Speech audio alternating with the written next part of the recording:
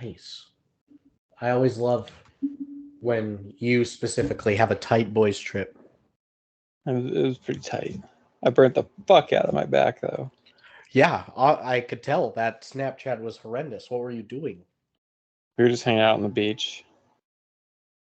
In the Puget Sound? I didn't know. Yeah, that was like on Monday, and it still was pretty badly burnt. I had Chris, and 4th-degree Kevin? burns, they said. Yeah, That's not true. that's what the doctor said. If you had a 4th-degree burn, it wouldn't hurt. It hurts. That's how bad the 4th degree is. 3rd-degree burns don't hurt either, because They hurt. burn through your nerve endings, so you just don't even feel it. No, they hurt my bones. Oh, it burned your bones. Yeah, my Wow. bones are sunburned. That's pretty gnarly. Hi, Jinjo. Oh, yeah.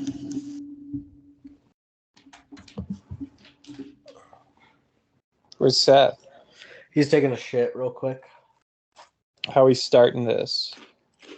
Seth had the idea of one of us being dumb and saying that we watched the wrong Avatar, and be like, oh, this kind of looked like shit, and he'd be like, I thought the planet looked like really good. Like, That's pretty did good. You watch? Yeah. He was like, or we could do a job interview. Or interviewing for airbending? You just interview for avataring. That's not the title of the movie. No, it's not. But I think we do the Avatar thing.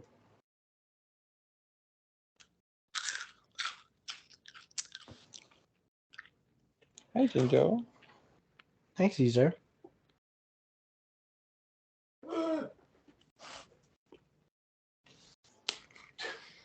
Smacked. I didn't hear from Devin. No, he's in Ronan tonight.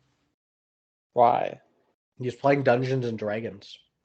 That's the weirdest spot to do it. I know. I was like, are you driving an hour to play D&D? On the res. You're going to have to move, buddy. Seth got a haircut. He didn't. Back up. Back up. No, not shake. No, not shake. Back up. No, don't stand. Back up. Go. Go. He loves Taco Bell cinnamon twists so much.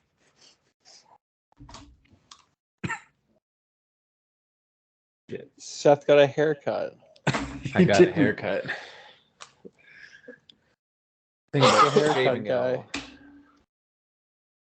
I'm a sick boy. Can you get it up? So if I You cough or can't get it sniffle, up. what? Whoa, I'm sorry. a sick boy. Come and get it up. Yeah.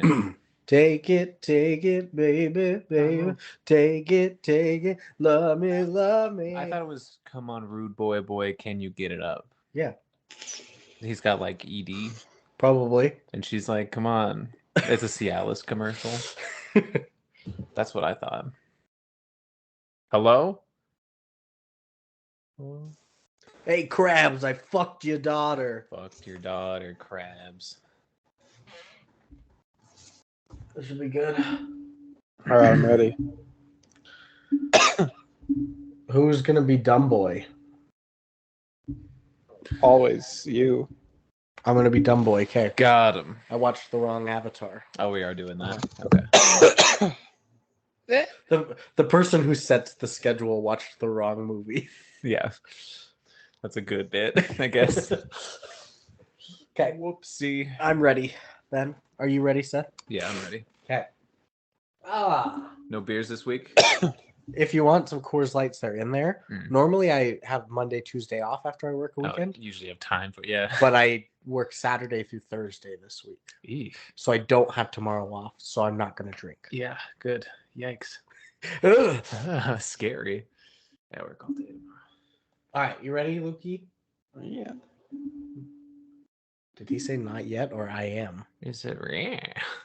Like a cat. He made a cat. No, he just said meow. Yeah. But are you ready? Yeah.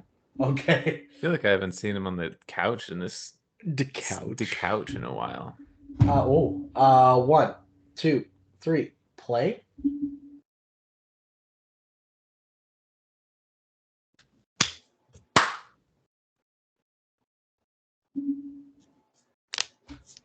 What a movie. Yeah, Just got back. Hey, you were gone, but you're back. he was in jail. I was at the movie.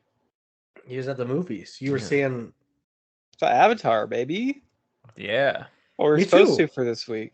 yeah, I saw Avatar too. It was beautiful. It looked pretty good, to be fair. Yeah, It didn't look that Beautiful good. scenery. yeah, that was all right. Didn't like The the main scene- kid. Hated the main kid. Yeah, main kid sucked. CGI was all right. What see like the bending? Hmm? The bending? Yeah, the bending was fine. More just like the environment looked good. Didn't look that good. Yeah. Avatar, Mm-hmm. The Last Airbender. Mm-hmm. It looked good. It looked fine.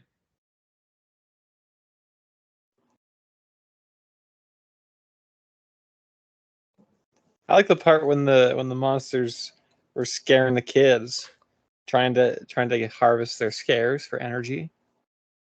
That Yeah. part was really. Wait. What? Avatar Yeah. Yeah. Incorporated? Yeah, the little one-eyed guy was running around. He sounded like Billy Crystal, kind of. He did sound like Billy Crystal, Not really.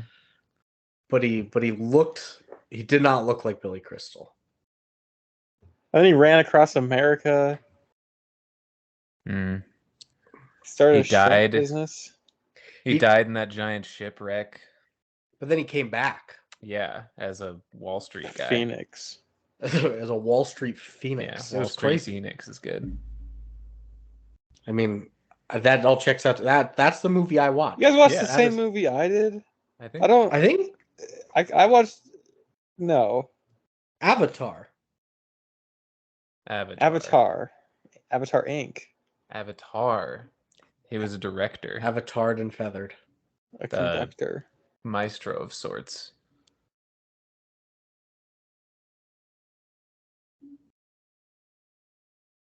Avatar Zan. That's good.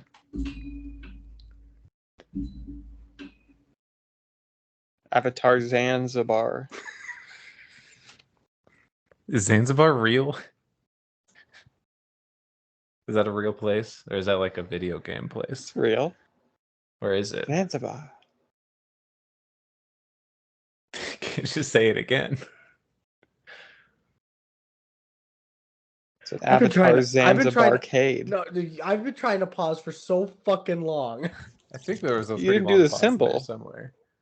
The symbol? Yeah. I thought you meant like a symbol crashing. Perfect Never. time to. You Perfect didn't time do to the pause. secret handshake that signifies we pause. I don't even know what just happened.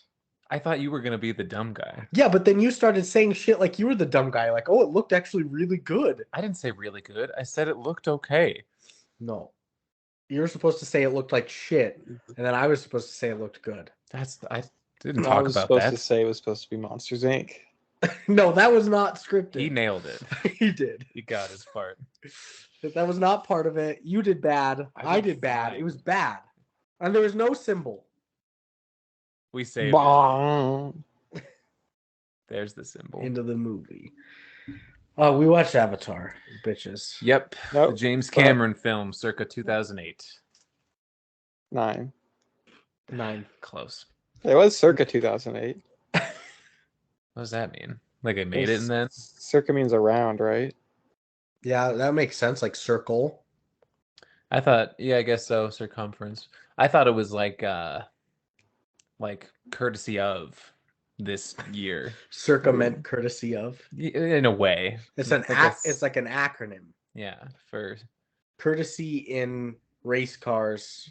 Courtesy I Association. forgot there's another C. Yeah. Courtesy in race car. Courtesy. Yeah. Two courtesies. Circa. Well, race 2008. car. Backwards. C. his race car. Whatever. We did watch Avatar, but we watched The Last Airbender. You what? Well, yeah, I didn't watch that movie. Yeah, we did watch that movie. Oh my god. It's so stupid that I was supposed to be the dumb one when I make the schedules, but whatever. Yeah, we nailed it. We nailed it. We saved her at the I end. got some questions for you guys. Mm-hmm. Hit it. Water. I'd be water if that's your question. Do you like the Nickelodeon series Avatar: The Last Airbender? Yes. I would have bet $1,000 Seth would have said yes. And, It's good money. and my answer is not really particularly. I never really watched a ton of it.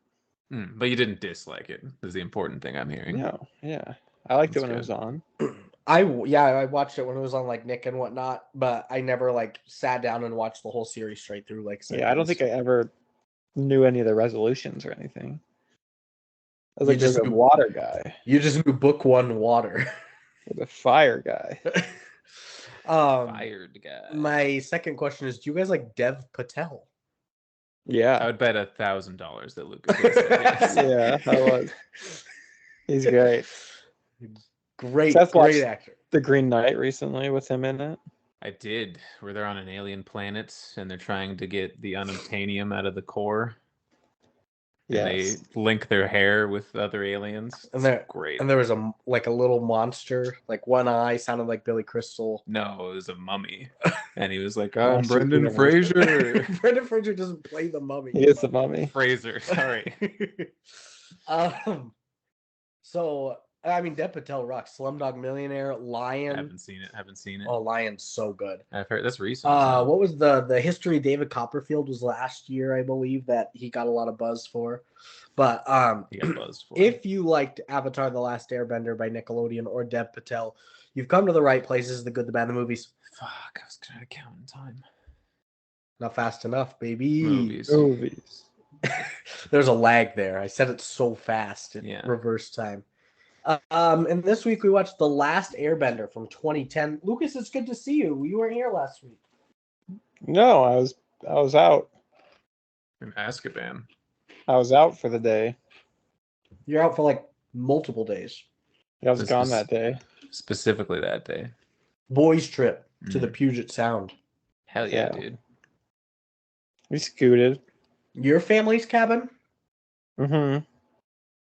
Could you imagine having a family cabin on Puget Sound? No, I went to David's family cabin outside of Red Lodge once and it was awesome. Having a family cabin sounds great. Yeah. You lived in a garage. I lived in a garage. Awesome. That's where you watch Mrs. Doubtfire all those times? Mm-hmm. And look who's talking? Mm-hmm. Nice. Look who's talking now. Look, what a beautiful cabin. Well, I'm sorry boys' time had to end, but it's boys' time here on the podcast. Back-to-back weeks of boys' time. I told Devin that we needed him on the deep. podcasting couch. We what? That I was messaging Devin today to see if he was going to be on. I said, I need you on this podcasting couch. Nice. Yeah. That's good. Podcast. He's like, couch. just tell me. He's like, I'll always join you for sexy time. And I was like, yeah, but not podcast time. I'm trying to trick you into it right now. I can never get you on, but I can always get you off. That's good. Yeah. That's good. Then we made love over Facebook Messenger. It was beautiful. He got arrested, actually. It's got to be a lot of emojis. Was that after our conversation on Facebook Messenger? Or? It was for the conversation.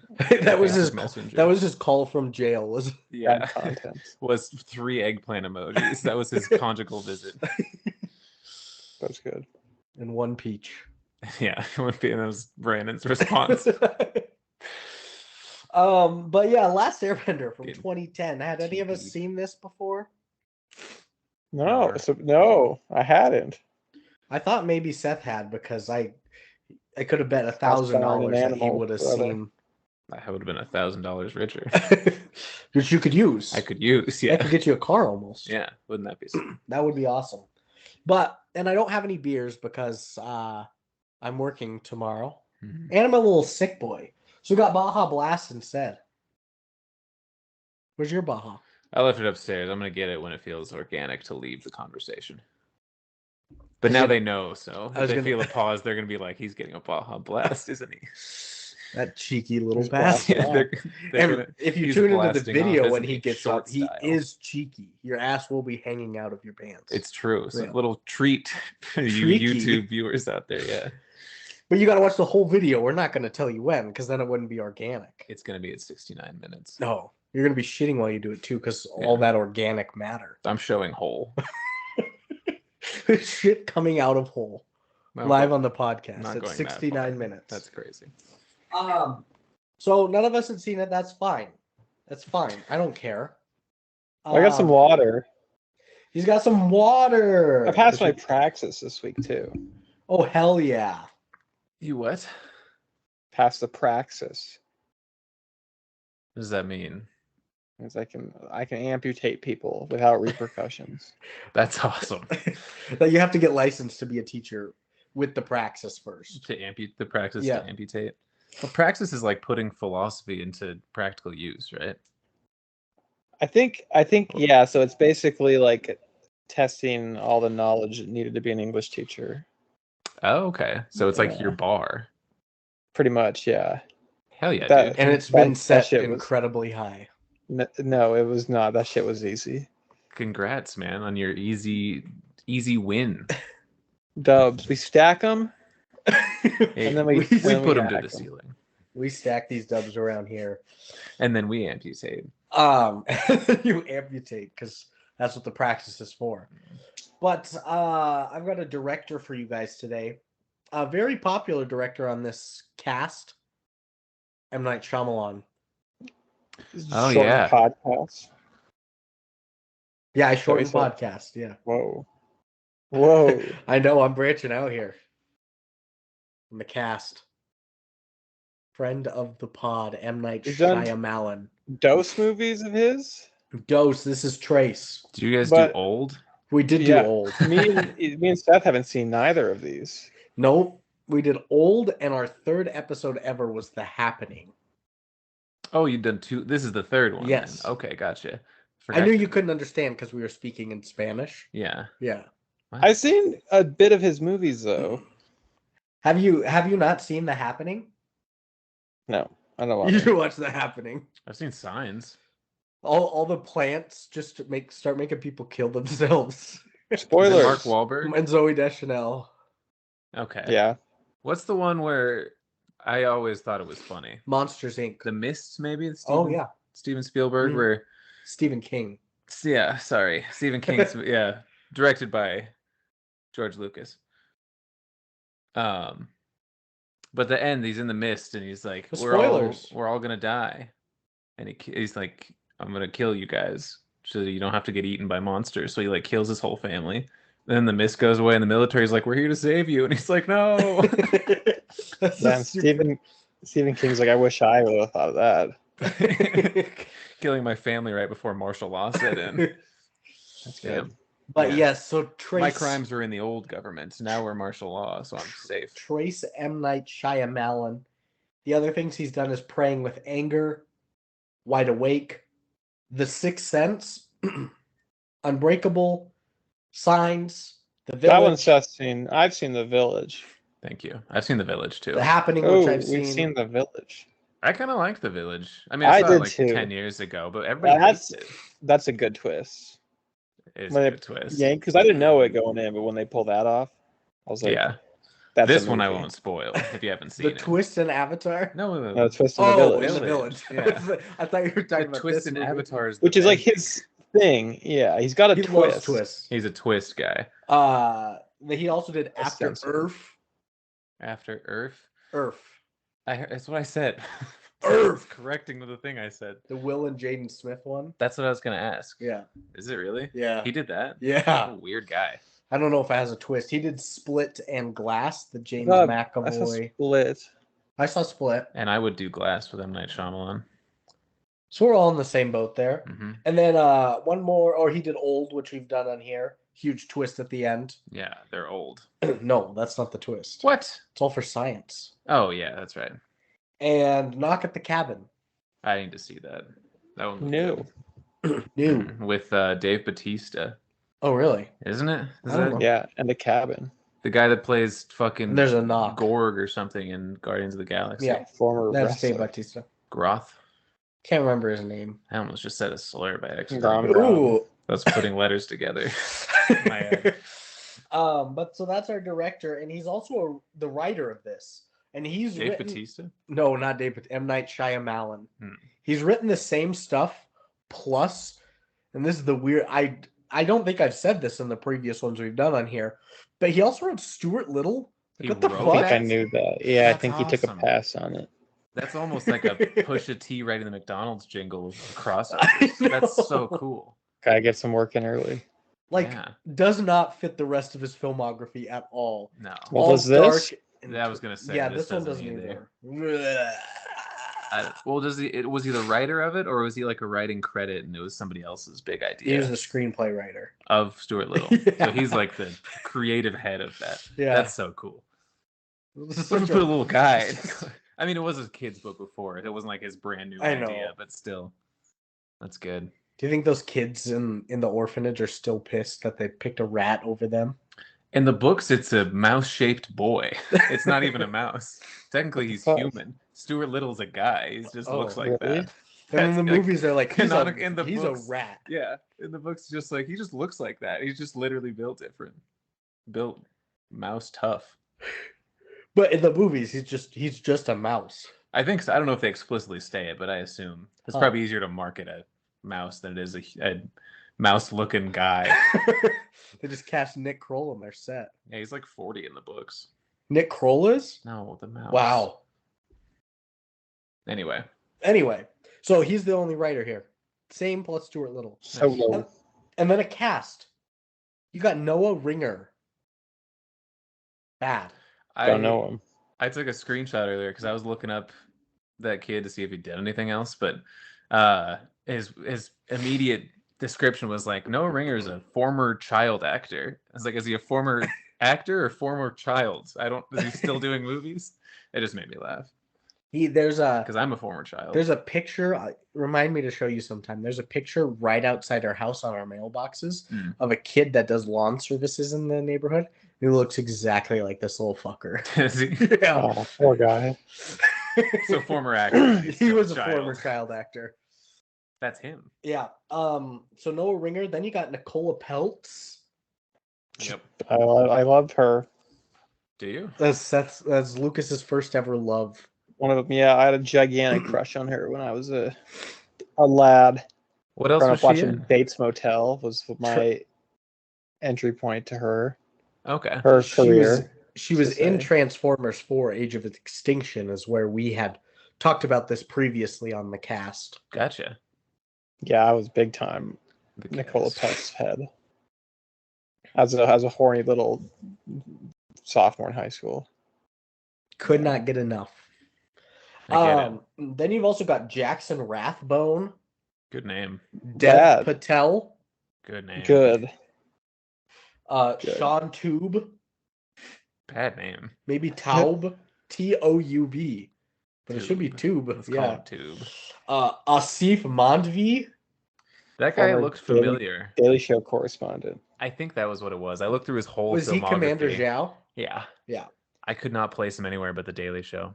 Cliff Curtis and Seychelle Gabriel, She was hot. Yeah, the no kidding. princess. Yeah. But Immediately doing. But I should doing, be kidding it this, doesn't even actually. sound like a boner sound Yeah. effect. It sounds like you dropped a coin. You clicked a coin into the Her wishing well. plop. This is where I get all high and mighty. I'm very judgmental of onomatopoeias. Yeah, what is a erection sound? Like a thwong more so. What about a kerplop? Kerplop, he just took a shit, of course. I like to think of it as like a door slowly opening and creaking. It's just like That's a good one. This is like That's an the old second time man. I've done this. Like when you did the going back in time noise. Oh, Yeah. the sucking cheese thing. Yeah, I Yeah, gotta- you are a man of onomatopoeias. I do have autism.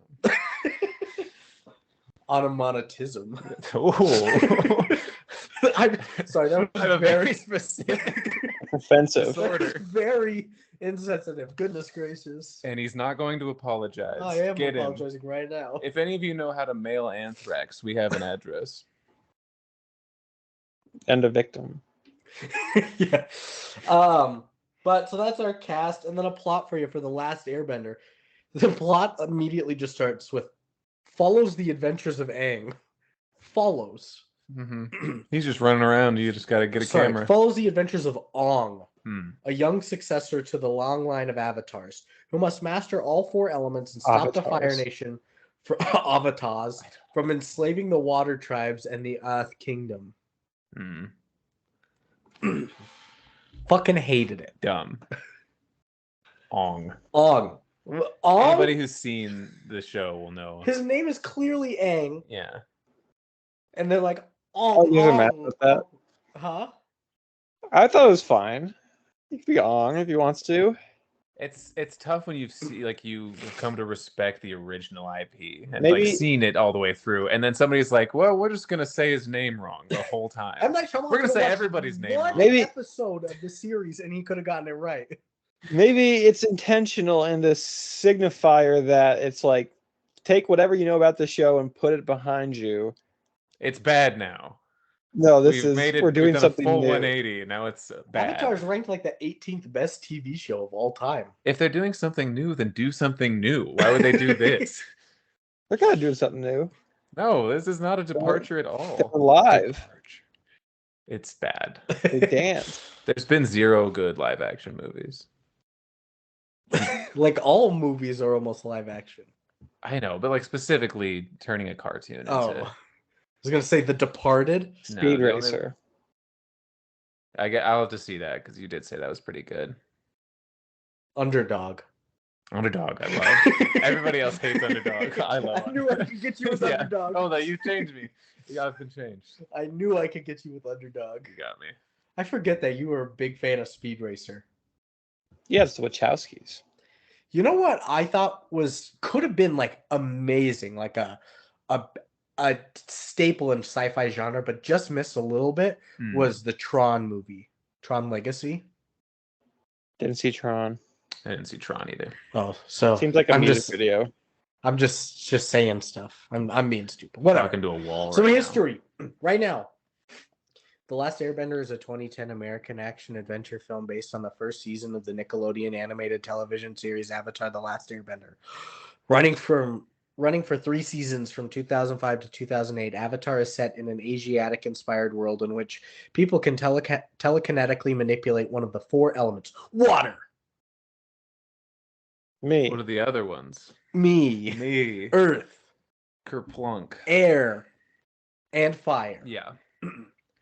Through And practices lightning. known as bending, inspired by Chinese martial arts. Why is that funny? I made a joke in my head. Oh. It's dumb. The world's 4 nations. What was the joke? Goodness, you're I just gotta gonna go keep get. laughing. I'm gonna get my drink. Coming back. Got him. He's just walking out of the room saying, "Got him." We don't even know the joke. He got himself. He almost got canceled. He probably is canceling himself upstairs right now. But It's a euphemism.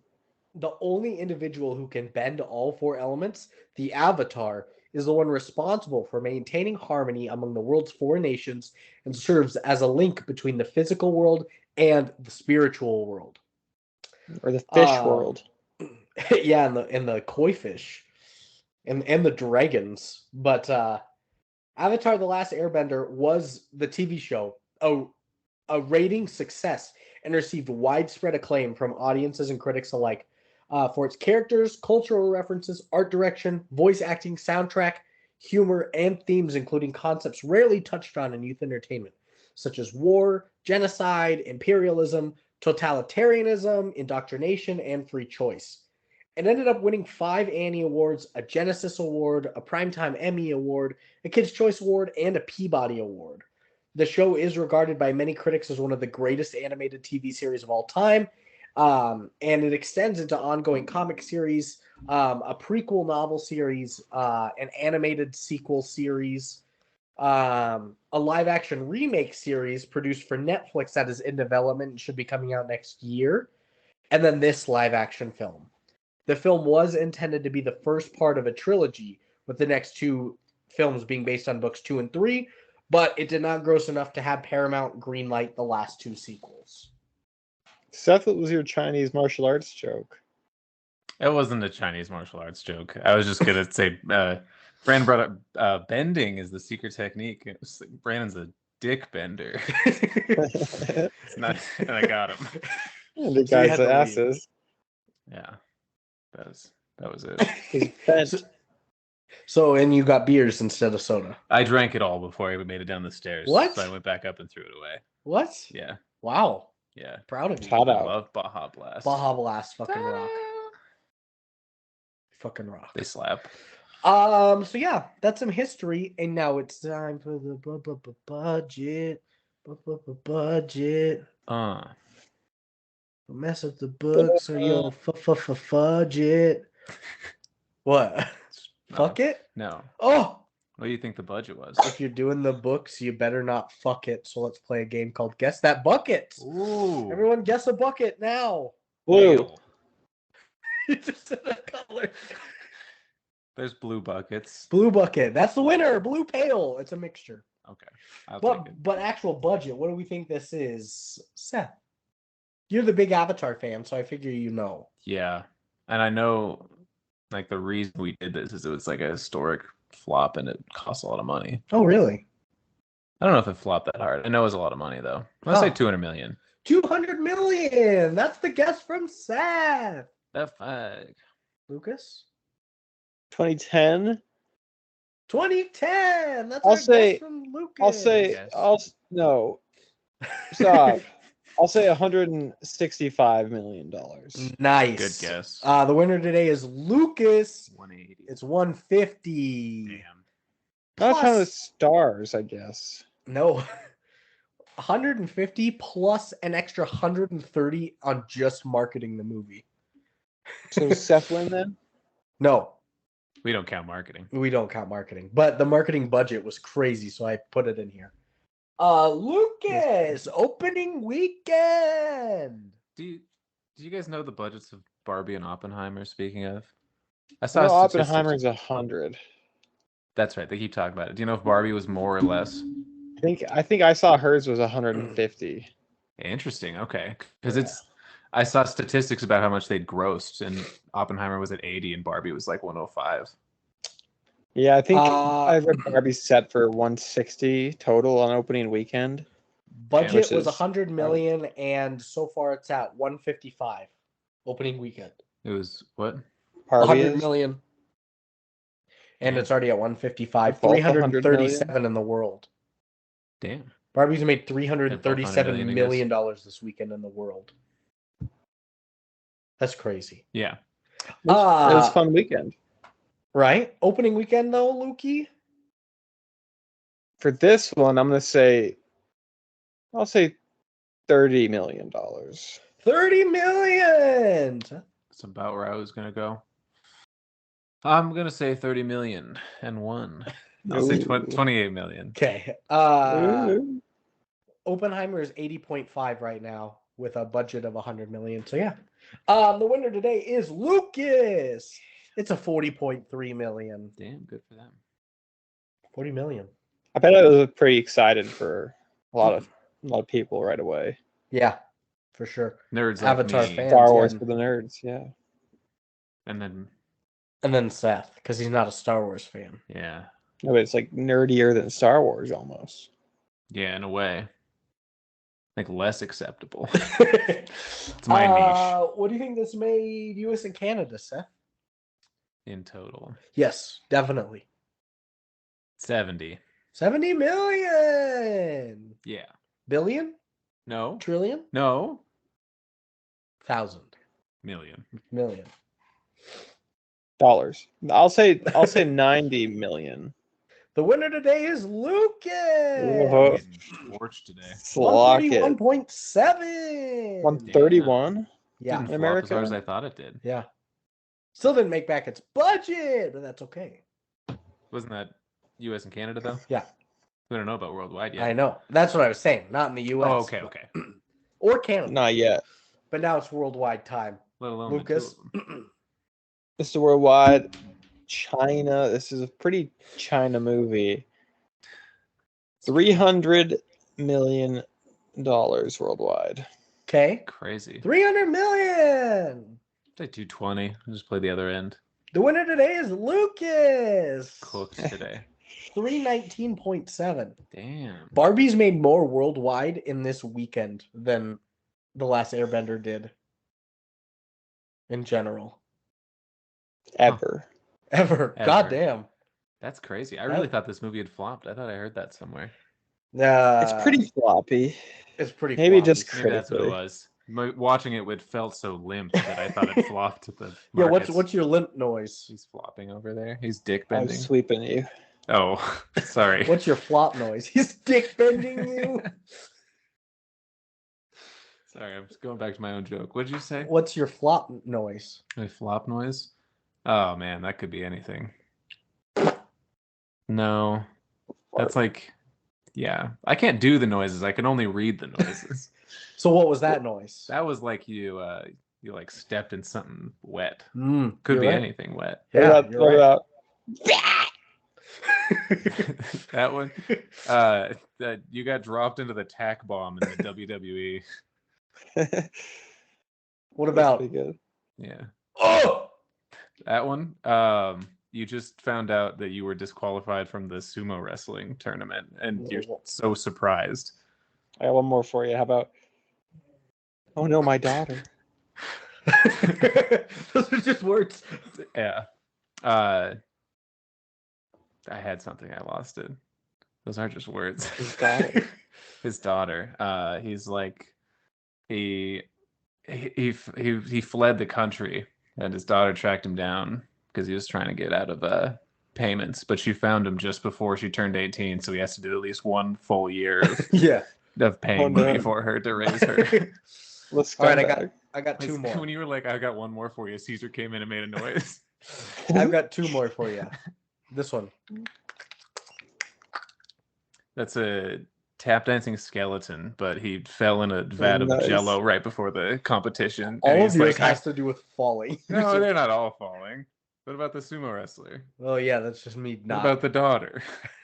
No, he fell in a tub of Jello, and he's like, "Oh no, I have the big tap dancing competition, but I don't have time to wash my bones." so he's going out tap dancing, covered in Jello. All right, and my last one is. If you're a good boy, That's the noise you make if you're a good. his head shot up. Yeah, you're a good boy, Caesar. It's true. So, $150 million budget. It made 300 and basically 20 worldwide. Even with that 130 marketing, it did make some money back. U.S. and Canada certified flop. Domestic flop. Yeah. Ow! What the hell happened? My cat I think, scratched me. I think Jinjo got me put his arm over, and then all of a sudden I just go, ow! Reached into the lion's den. It is tagline time. There's only one. I was really Woo. shocked. Was it a good one or something? 4 nations, 1 destiny. It's a sitcom. We always make them a sitcom. No, I do because I read it like an asshole. My fault. 4 nations. Because I can't do that. One in a asshole. world. I can't do it like Devin can. 4 nations, 1 asshole. Yeah, it's you. it's me. So has 2 assholes. Yeah. The one that he showed on the podcast earlier. Yeah, and my figurative morals, I guess. Taglines of our own? Excuse Um, me. I already said avatared and feathered. yeah, you did. The Avatar Zan. Lucas said. What are we doing here? Nice. This movie's avatarted. Ugh. Bad that I had to throw it in there. But what else? Are you fired up? That's pretty good. Ooh. This is an earthy one. I was gonna say you can't see this movie if you're grounded. Airheads. Yeah. Eat them. I'm thinking of like 100 years because he's gone for so long. Oh yeah, Century. Yeah. Centauri. Yeah, that's good. And Ong just comes out as a centaur. Yeah. And he can also bend air. Yeah. He'd be OP. That would be the ultimate guy. You gotta stable him though. Yeah, you'd have to buy a stable and a horse trailer and all that. Yeah, The there'd be a lot upkeep. more carrots in this movie if he was part horse. I like that I his think there were body. 0. I like that his body's part horse, but he still needs to eat plenty of carrots. That's where the stomach is in the horse. That's part. right. So he needs to eat hay too. It's yummy. Avatar: The Last Airbender. This time he's part horse for some reason, and he's eating hay for a weird amount of the movie. For all Four the na- reason. It's a centauri. 4 nations, one It's We've great. gone horse. for a centauri. It's a great pun that we've come up with, so we had to make him into a horse because we weren't going to give up the pun. So the next best compromise was to turn the boy into a centaur 4 nations, one horse. under God. Who will come out on top in this week's Ultimate Warrior? That's good. Good taglines. Our all taglines around. aren't ever taglines anymore. They're just Just us. puns. They're just us rambling stupid shit. I was trying to think of a good one for some reason. I'm like, wait, what am I doing? This isn't what we do. No. Save it for Yeah. the other podcast that we did. Only it could be like We don't only have- one man can change the world, but no, Yeah. we say the Centauri. We should have a second podcast where we're good at this. I think that'd be a fun thing to explore. We're not all just idiots and Serious jackasses. movie criticisms. Yeah, I think that'd be This fun. is, and that one's just called the movies. Yeah, take out the bad parts. It's just the good. And then the we do a movies. third podcast where it's just the movies. No, just the bad. We just become That's basically what this one is. I'm The bad so sorry. movies. And then we have my fourth podcast called Lucas's Coffee Corner, Sit Down with Guests and More. That's good. Ooh. Then it's not even related to movies at that point. His co-host his guest But every time. We have serious critiques of coffee. his I don't like guest coffee, so it'd every all be bad time. if you had me on. I Me don't like too. this one. I don't Me like this either, one. yeah. Yeah, they're all bad. I've never liked a cup of coffee. But his guest every time. He has like And multiple more. on. Like every time there's multiple is always Elaine May. Oh yeah. Ooh, I wish. And Lindsay Buckingham A And fucking more, not just skeleton yes. and more. This But week on- That's taglines, which means we can get into some facts. Oh man, finally. Fact bender. Factatar. Sorry. I don't hate that one actually. It sounds bad, so it's kind of good. Factatar. The last Factatar. Factatar, the last fact bender. That's good. That's really good. A Facticorn Unicorn. Oh, I watched this on Peacock and then I typed in the last. There's the last Airbender and the last unicorn in there. I was like, oh! Yeah, in your favorites playlist. No. Got him Perverse again. playlists. Perverts watch these. This is Brandon's Spicy Friday Nights playlist. This is Peacock Kids. The last unicorn and the last Airbender. It's their only 2 movies. Rest in peace, Alan Arkin. Oh yeah, R.I.P. That was like a week ago. About a week ago. Yeah, That was like we are 2.5 RIP about it. All right, that What? kind Tweak it out, tweak it out. No, we'll miss them. Sorry, my condolences to his family. Alan Arkin passed away about a week ago.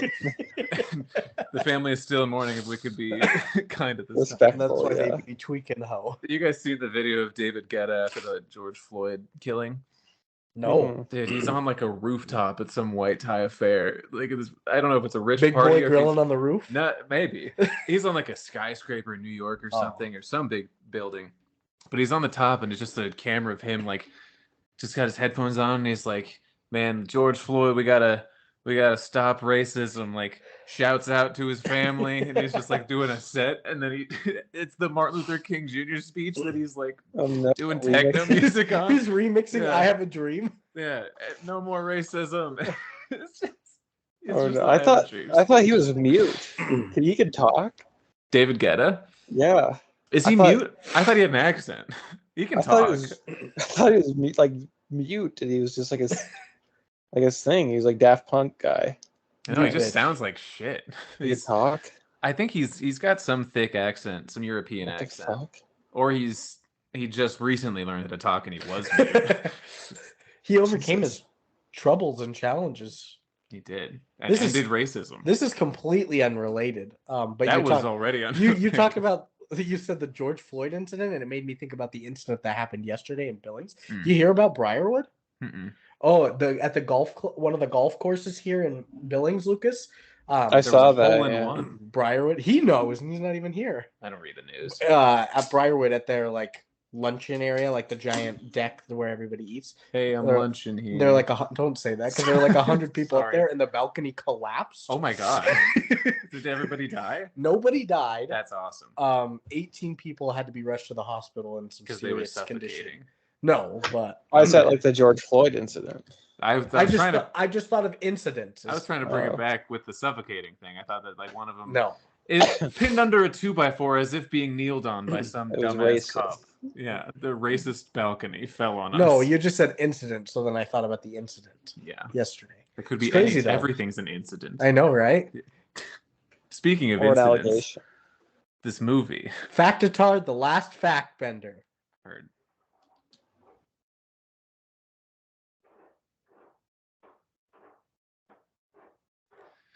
Cat's Caesar boy, back. the carpet doesn't move, but could you hear him scratching the carpet over there? Yeah. God damn it. And now he's just going to go into the bathroom where there's no carpet. He's just such an asshole. Lucas and I always, whenever he would scratch during the podcast, when we would do it when I was living in Missoula, we would always just bop to it Oh, gotcha. every Like scratch In yeah. time. in time. He loved Spitting it. a rhyme. Yeah. What's the About a first week fact? ago. The first fact is that this is the most expensive movie ever produced by Nickelodeon Movies. Oh, I bet. Second, seen- Liar Liar Vampire. No, yeah. How No. many Nick movies have we seen? Liar, liar. How many have they done? They probably do like Monster 4 Trucks. year. Monster Was that Trucks Nick and produced? Nickelodeon? Yep. I thought that was a different company that lost a ton of money. No, it was Nick. Damn. It was Paramount. Oh, But Nick is in the association of Paramount. Paramount. Tantamount. Paramount, this ass. Nice. I think we've done one other. Liar, Liar. Oh, the Drake and Josh Christmas. Is Lyle or is Clifford maybe? Nope. Those fucks. Neither of those fucks were. Clifford was PBS as a show. Lyle is just a A dude. dirty little sinner. Singer. Sinner. Alien, but I yeah. think too. So that was my first one. Next Alien was one. Nickelodeon. The creators of the show, Michael Dante DiMartino Nice. and Brian Konietzko, served as the executive producers and were initially supportive of this film's production. However, both of them ended up being very unsatisfied with the unfinished product. Oh, thank God. So they were just producers. I was wondering if they had anything to do with this movie. And I'm glad that they basically didn't. A lot. Just money. Who Executives. cares? He made the choices. Executive money? Executive monies. Next, in the original I'm show, still sad then. Sokka, Hmm. Soka, As they call him.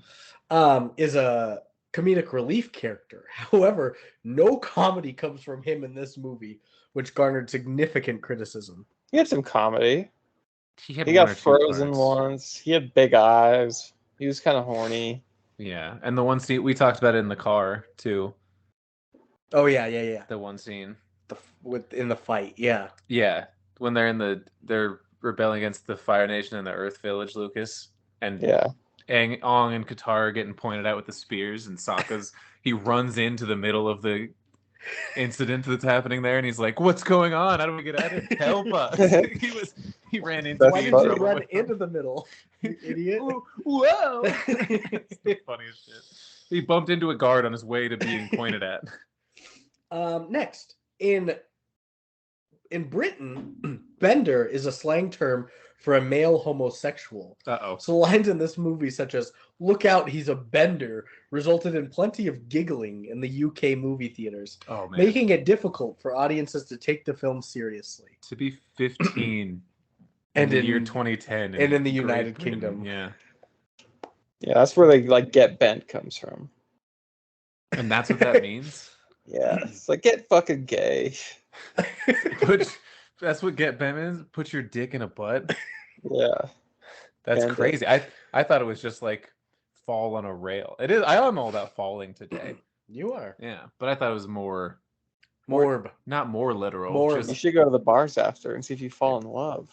ooh with A woman. A bender. I was waiting. Why? If you're falling.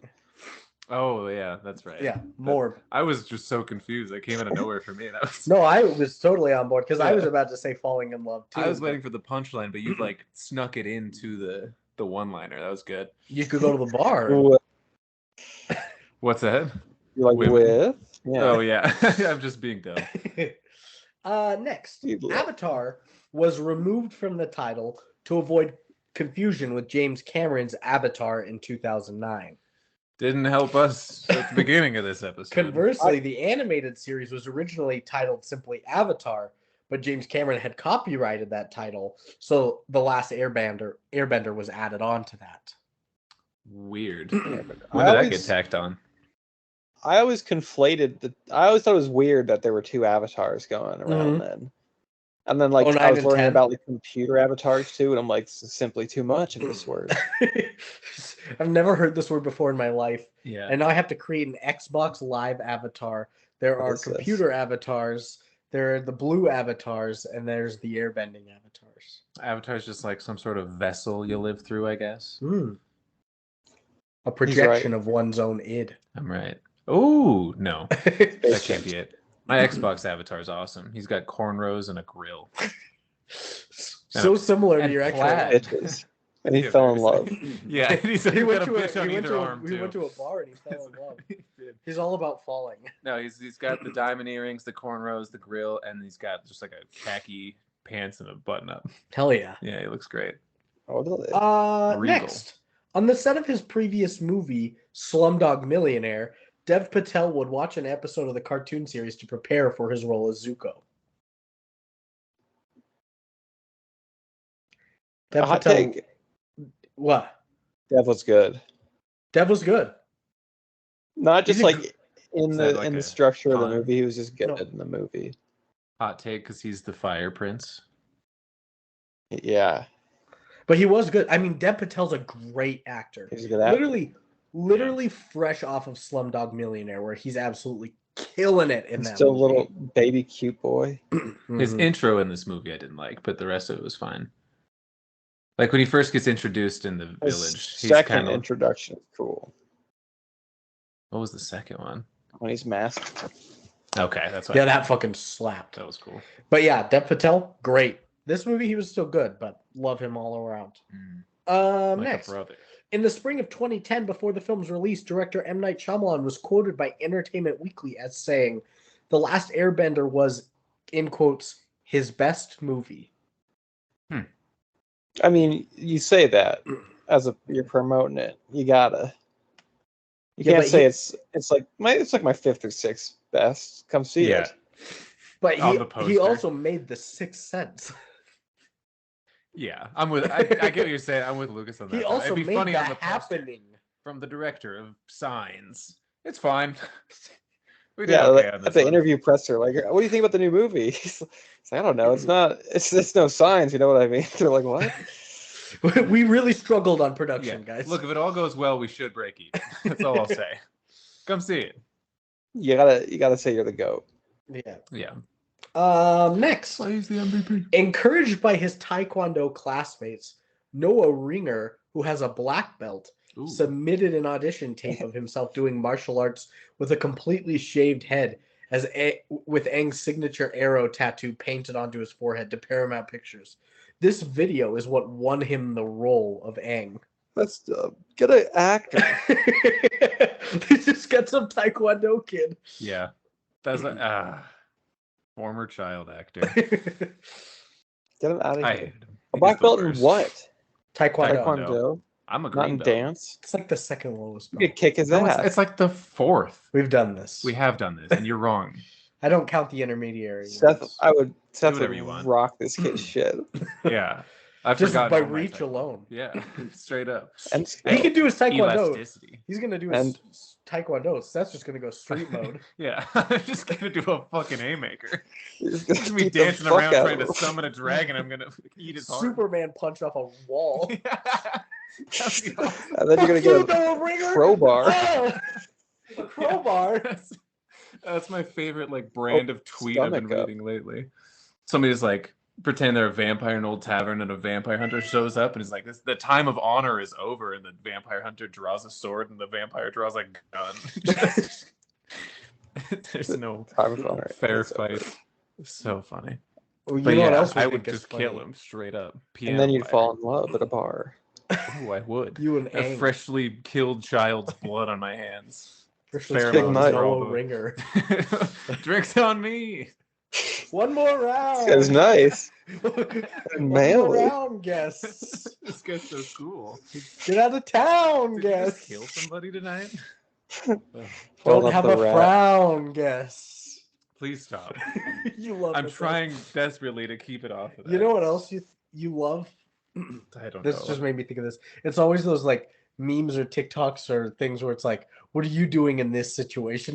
We always have the one where it's like this mile-tall creature comes through a portal into New York City, throws a black hole into the sky and is sucking everything up. And the caption just, what are you doing if this happens to you? It's like, I'm fucking dying. Duh. What are you talking about? A creature that's a mile tall through a black hole in my city. Have you seen those, Lucas? The CGI video? There's like a shark it's like a megalodon. It's about to eat you. Yeah, or it's walking through New York City and it's taller than the Empire State Building. It's literally grabbing you. What are you doing in this situation? Diplomacy wins out. Yeah, I'm seducing. I should roll for seduction on the skeleton. Falls in love. You take him to a bar. That's what I do. Oh God. Penultimate fact. Fact to try the last fact bender. Roll for. What do you roll for in D&D? The first draft of the script included all Power. 20 episodes from the Roll first for season, power. which added up to a running time of over 7 hours. Paramount and Nickelodeon asked M. Night Shyamalan to cut material in order to make a more condensed feature film, to which he agreed. Oh, you what? You bitch. You can't have a 7-hour movie. You I think should it's if you're going to do just this. before the miniseries took off, so I think he could have done that. I think if this was 5 years later, Yeah. throwing this bitch on Netflix and say, "Here's 5 episodes of the live action, first season." That's what That's what Netflix is doing next year. Yeah, people say it looks a lot better, but It's a bizarre choice to have Bizarre-vark. a 7-hour movie cut down so much. To an hour You know what I 40. Yeah, you have to start out with the development of a 3-hour story and then cut it down. That's simply too much you're cutting out. If they you're just let going him from run wild, and they're if like, you're "Whoa, going- we went too far." If you're at 7, and you got to reined cut him down back and choked the horse. If you're at 7, you got to cut down to 3. If you're at 7, you got to change. You got to fire him. Yeah, something's You're going right. wrong. This isn't a movie anymore. And my ultimate fact is nominations. It's a tome. This was the winner at the ASCAP Film and Television Music Awards for Top Box Office Film. Winner at the Golden Schmoes Awards for Worst Movie. Nominee at the Golden Trailer Awards for Chosen Summer Blockbuster 2010 TV Spot. It's the wordiest. Too specific of an award. That shouldn't Those be. awards suck. That shouldn't exist. Yeah. This was at the Arena Palme d'Or. The Arena Palme Worst British Actor nominee for Dev Patel. No. Wrong. Young Artist Awards nominee for Best Performance in a Feature Film, Noah Ringer. I'm getting ahead of myself. Don't worry. Also nominated, Seychelle Gabriel for Best Supporting Young Actress. Teen Choice Awards, this was nominated for Choice Summer Movie. Nice. And the Razzies took home a lot. It was the winner of the Worst Supporting Actor for Jackson Rathbone for Sokka. He really wasn't that bad. Winner for Worst Director. Winner for Worst Eye-Gouging Misuse of 3D. Winner for the Worst Screenplay. Winner for Worst Picture. Nominee for Worst Supporting Actor, Dev Patel. Nominee for Worst Supporting Actress, Nicola Peltz Beckham. Hey. Razzie Award nominee for Worst Screen Couple, the entire cast. Really? And nominee for Worst Prequel, Remake, Ripoff, or Sequel. That's like a joke I would make, and they made that their award winner. I love those awards when they do it and it's actually something, but it's not what you're thinking about. Yeah. It's in the Transformers, just worst couple. You're like, oh, it's Shia LaBeouf and And A couple and of Megan It's like and Megan two, Fox and Nuts. Yeah, Yeah, you I can't just say know. it's everything. Yeah, That's dumb. that's pretty dumb. But then it's like, oh, it's actually Optimus Prime and that missile that killed him. Terrible couple. Yeah, that'd be funny. But that's gonna end our Factatar, the last fact bender, which means we can get into the movie. Moogie. Moo. Just moo. He's a cow. Me. You know, I was going to try and make Nicole an avatar, but we've already done that. We did? We made her an avatar like so long ago. When was that? I don't remember. It's when we put her in a cage and dropped her in the water, but then she became a waterbender, I think. And then she probably did 9/11 shortly after. She definitely. Oh, she did. She used her. He airbended them, yeah. She used her airbending skills She to cause did. 9/11. Or nothing if not consistent. How many 9/11s has she done? Oh, yeah. 11 9/11s. Yeah. We won't stop until Until she does it for real. No. On the new ones. On November 9th. It'll be funny. So we'll just make her a cow since Lucas said moo. And we'll milk her. I saw her at the theater For when all I saw she's worth. Oppenheimer. And She said heartbreak feels good in a place like this. That's pretty She was magical. right. Yeah. did it break your heart? Yeah, the ending for sure. Did she break your heart? Personally, Yeah. no, I don't let a bitch get under me.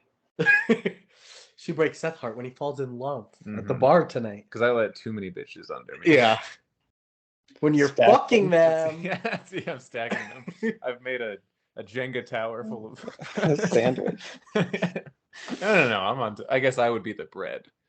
Yeah, I'm a bread. I like to think of it as like a wedding cake where the women get progressively smaller towards the top. No, I've got them in rows of 3. Oh. I'm doing Jenga still. And Nicole's on top. Remove a prostitute and stack her on top. But Nicole's on top. Until she's back at the bottom again where she belongs. It's true. Seth's always on top.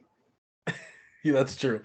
So instead of making her an avatar again, we put her in Seth's sex Jenga tower. Oh, sex involved. They're fully clothed, Brandon. This is for storage purposes. He simply has too Yeah. That's many. the most efficient way to store these They're- prostitutes. They're sealed in those bags on the old infomercials where you like take a The vacuum. vacuum seal. Yeah.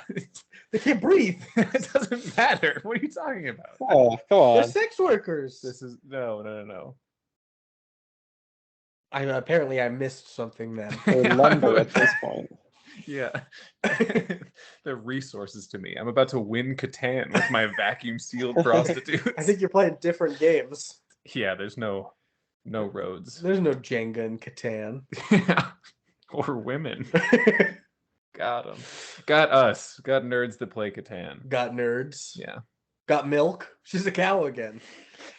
You're so happy about it.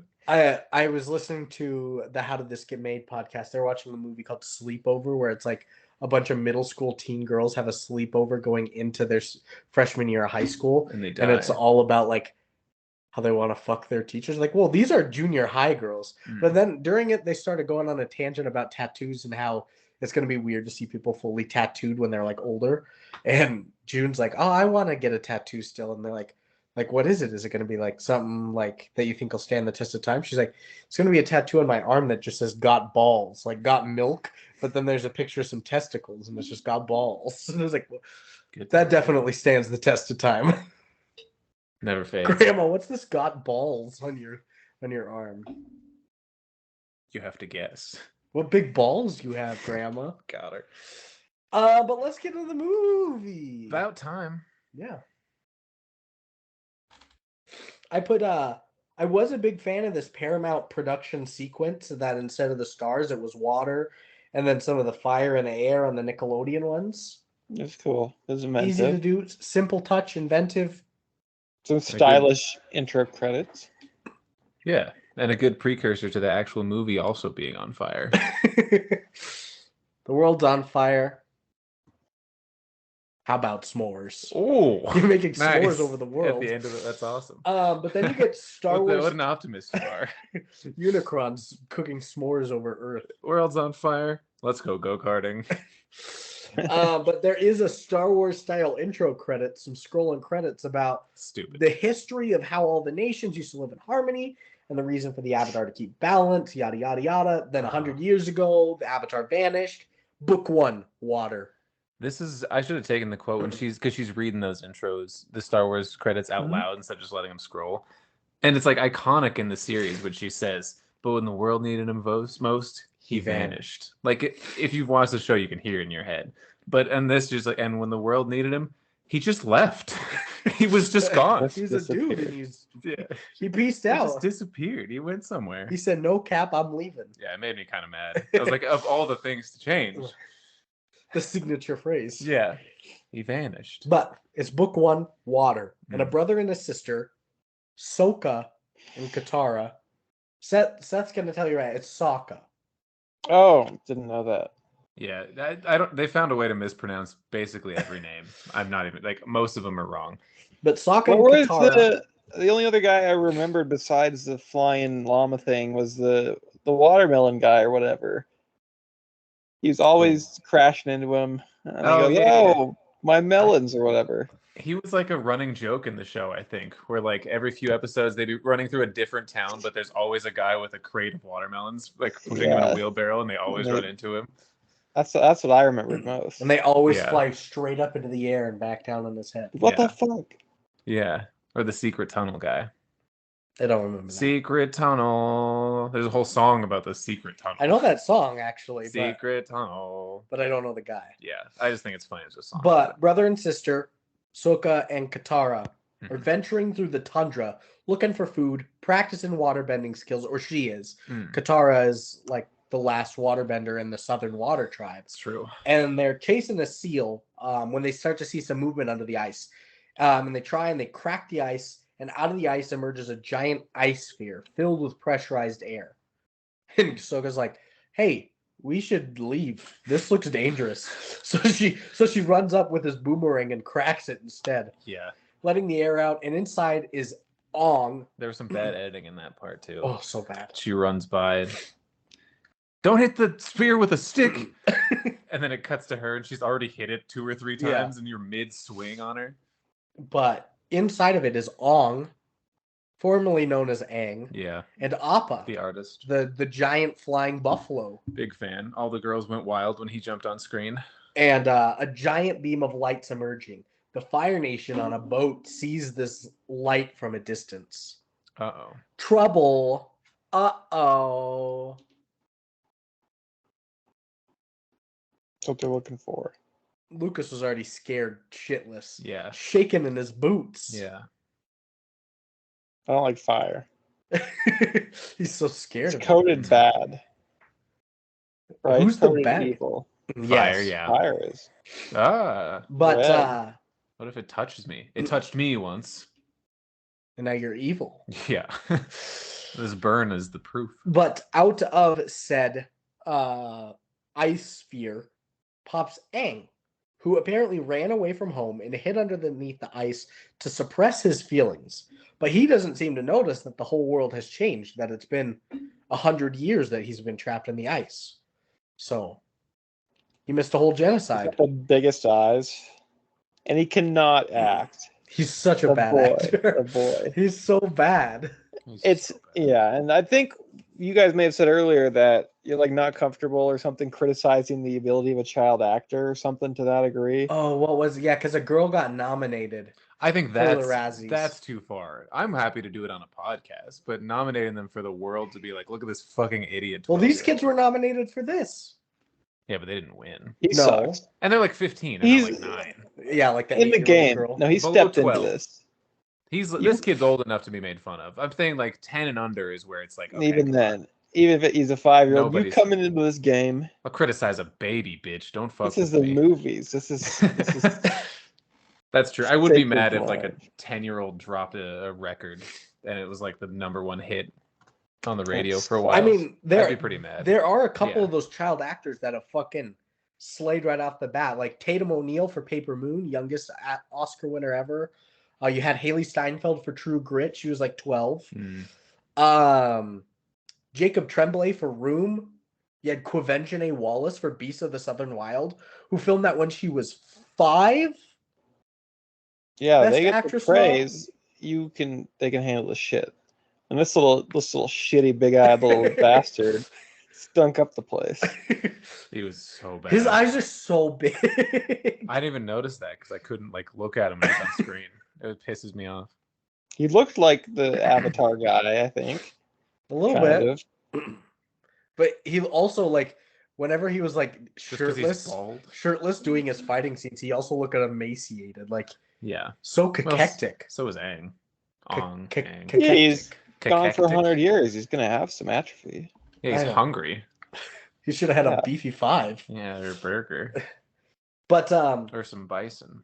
The Fire Nation is here on the Southern Water Tribe Island, and Prince Zuko is played by Dev Patel, asking to see all of the elderly here, looking for that, what's causing that light. Give me your old people. They finally find Aang in the village and take him with them on their ship with a threat to burn down the village. He's like, I'll go with. And Katara and Sokka want to go find Aang, but before that, their grandma gives them a history lesson about avatars. Grandma's like 40. I know, she was so young. I hated the grandma. She was supposed to be like 80. Yeah. Dude, their grandma, in the movie, she's like this. She's so happy to tell the story. Let me tell you the old avatars, you know? Like your old lady voice. And in the show, she's like, you fucking kids, don't touch anything. You have laundry to do. Go do chores. I just don't like this. This movie sucks. I like a chore. Seth was also really mad that the whole Fire Nation is Indians, but can we give context before you just say that? But the rest, Jesus. But the rest of the cast is all white. When in the TV series, it's an Asiatic. There's some Asian Earth people. Yeah, I just like the main cast was all white, basically. Yeah. When it should have been vice versa, where the Fire Nation was supposed to be like the white people in the series representing like the tyranny and colonialism of the white man, but they're like, no, let's make him the Indian tribe. Yeah. And that's why Seth was mad. You're right. I should have given context. He is an Indian man. Maybe there's some coded for him personally. You think Shyamalan wants to take over the world with fire-breathing Maybe he's reflecting on his own imperial heritage. I don't know. Maybe. It could be. It could be like the same thing I'm complaining about, that he's just flipping. Could be. Yeah. Good move. But Grandma, she's also like, she's telling them about the spirit world and how she believes Aang is an airbender and the Avatar, and that the Fire Nation doesn't believe in the spirits and are thus threatened by the Avatar's existence. So she tells them that they must go save Aang. They're the only ones. We got to do it to restore balance in the world. And Uncle Iroh, what do you have? What's wrong with that? It's just not how you say it. Uncle Iroh and Zuko are on the boat with Aang. They're doing a test where they place different things in front of him: a candle, a rock. They pour some water on the table. This is so stupid too. To see if he can control them. He obviously can, and is held prisoner by the Fire Nation. But it's not even like he's controlling them, though. It's a test to see if they react to him, which is like it's counter to what the power system is in the show. Because in the show, it's super cool. Like every element is a different type of martial art. Like Tai Chi is the water one. It looks really fluid. There's like a Shaolin, I think, for the air one. And this is like, it's magic. If you're close enough, the fire, it's bigger. And I'm like, that's not how it works. What are you talking about? That's just, no.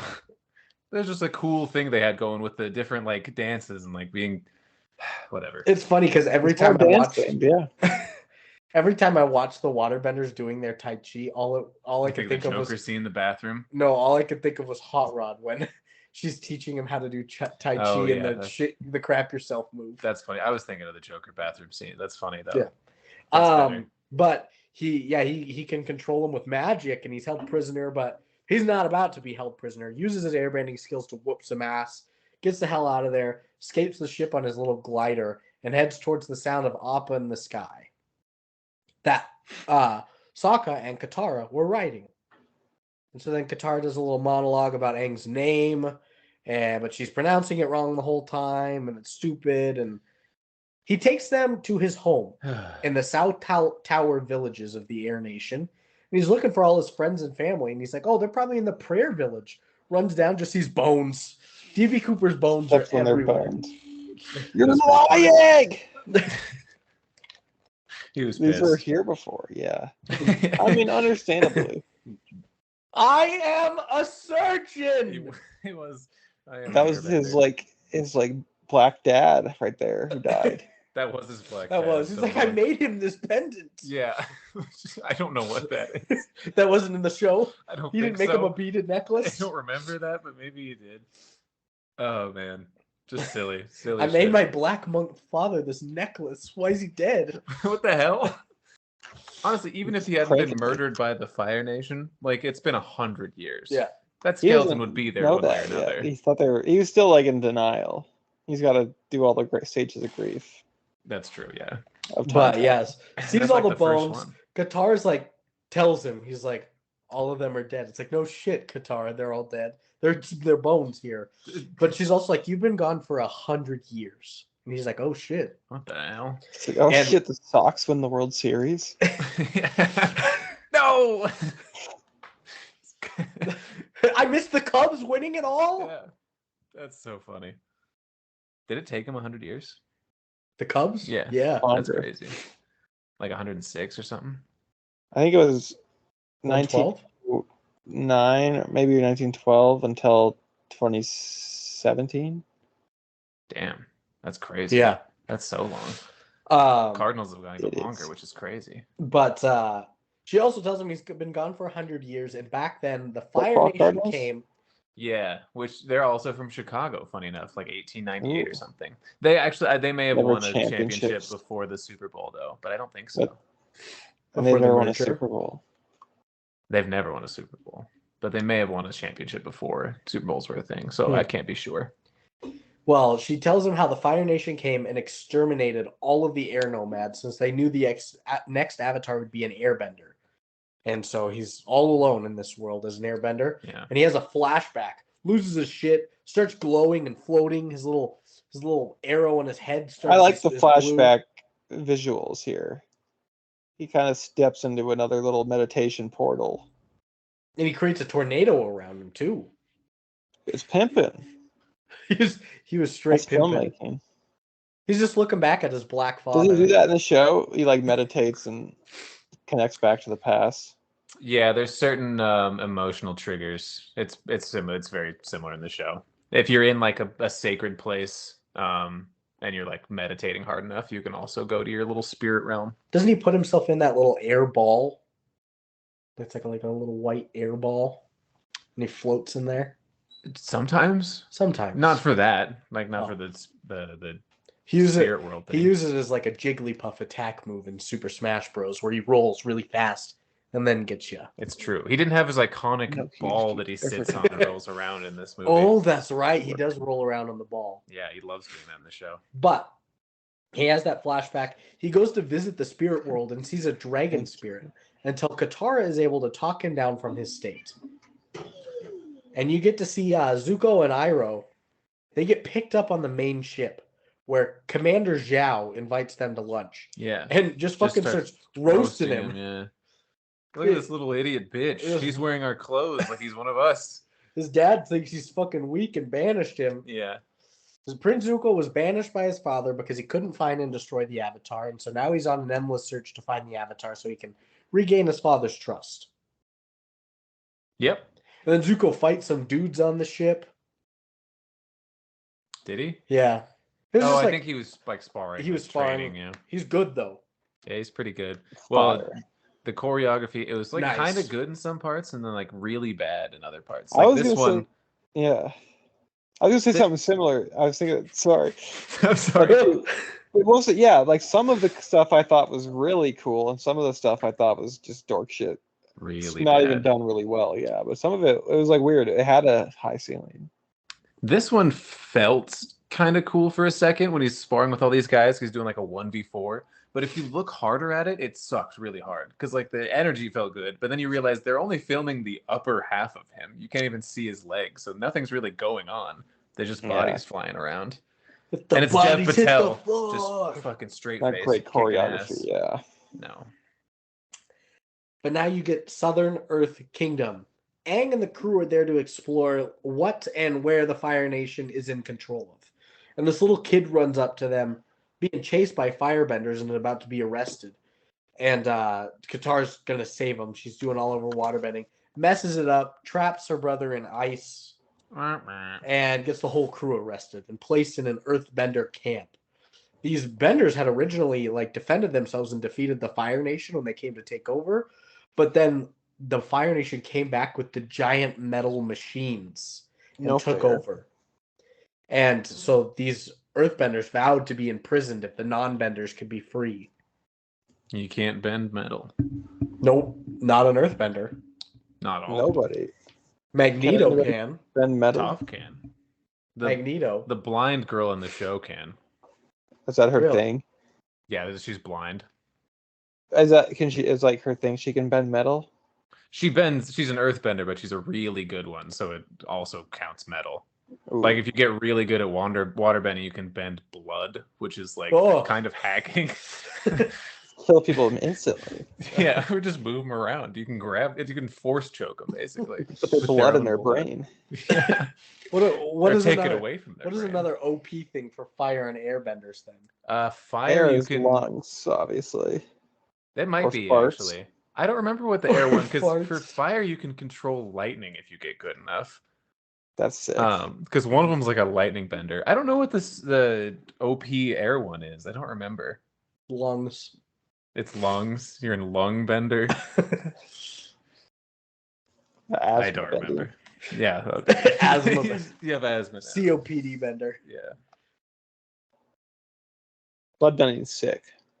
Blood bending is sick, yeah. Could you imagine if they had sickle cell anemia? You bended their blood. You're healthy. No, I don't know what sickle cell anemia is. I already went over it. Yeah. Maybe you don't remember.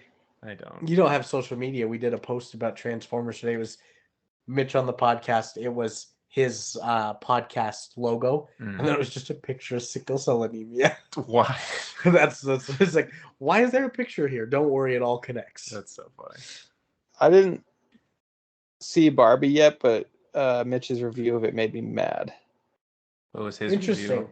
Was He it said just a boring review? Well, he said it's going to end Ryan Gosling's career, which maybe. Oh, yeah. I think I read that in the Discord, right? Yeah. Yeah, I did read that. Yeah. Maybe nominated. You can't Come end on, Ryan Rich. Gosling's career. Too big. Yeah. Too handsome. Too handsome to fail. But so they're all in this camp together, in this concentration camp, and Aang decides to give a speech about him being the Avatar and how they should fight back. It really is like an internment camp they got him in. Pretty much. It's kind of an impactful moment too, because he the whole time in his whole arc is he doesn't accept that he's the Avatar. He wants to run away from that. So he kind of fakes it here. He's like, "Fuck, I'm the Avatar, guys." He lies about it a little bit. He does. Starts to show that arc. Yeah. What if I told you I was the Avatar and three the cool Earthbenders come up flipping nickels and chewing on toothpicks? No, and they're like, "You'd have to be an Airbender, kid." They shoot him.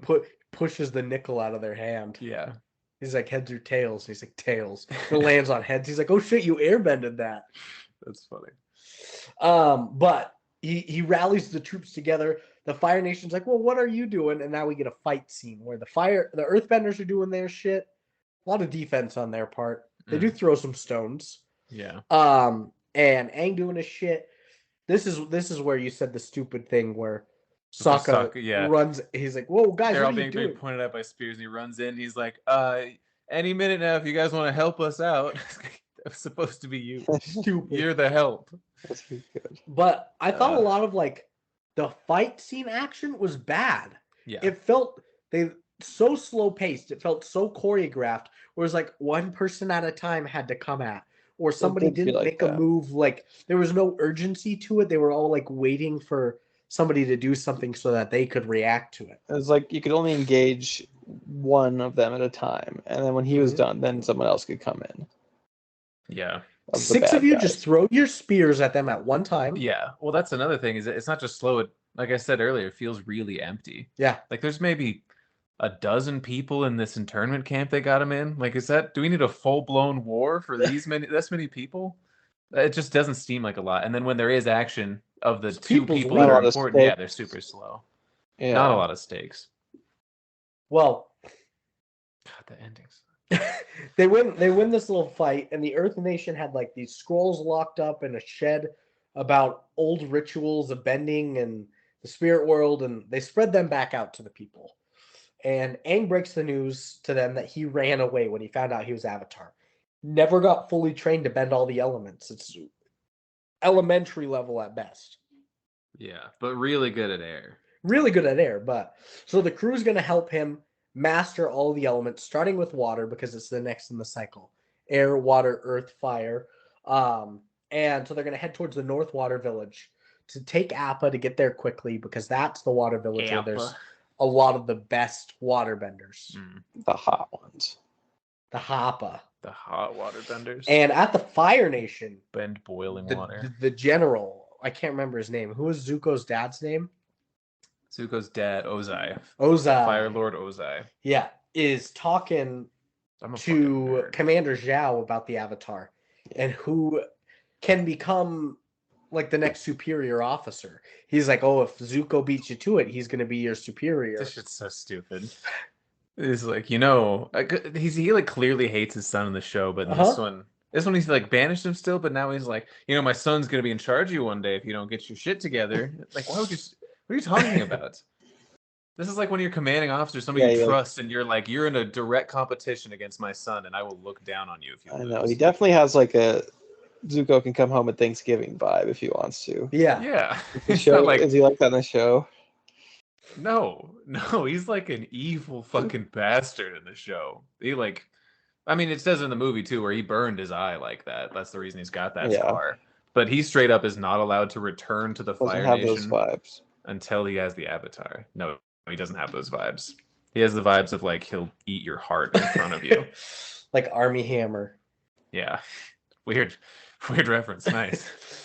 Good reference. Yeah, good reference. But yeah, he's talking to me. He's like, oh, he could be your boss. And so they plan to place fire soldiers as fake Earth soldiers in the kingdom to trap Aang. Now you go to the Northern Earth Kingdom. We hear about Zuko's backstory, about how he wouldn't fight his father when he was younger, and how his father burnt him as a lesson, like you were saying, that scar in his face. How'd he get burned? Dad. Step away from the bike. And how it was all a lesson, but Aang realizes that he can't master waterbending without help from the spirit world. So he leaves Katara and Sokka, and he goes to an air temple spiritual ground to get guidance. And while he's there, he just finds a lemur. He does find a lemur. Momo. But he also just finds his name in the movie for some reason. He looks pretty bad in this, yeah. They made him too much of a bat in this one. The other one is like he's like a flying squirrel in the other. He still looks similar, but he's not gross. You know who he also finds? What's up? Just some guy walking around the temple all by himself. Oh yeah, I don't know who this is. This guy's like, he was like, I'm an earthbender and I like to come here and walk around. Oh, I thought he was a monk. No, he's getting his steps in. Okay, yeah. I thought he was a monk. It was kind of like set up that way. He's like, oh my god, you're here. And he's like, not really. Yeah. Well, he did say he was from the Earth Nation though, and this is in the Air Nation, so I don't fucking know. That's weird. He walked all the way into the sky.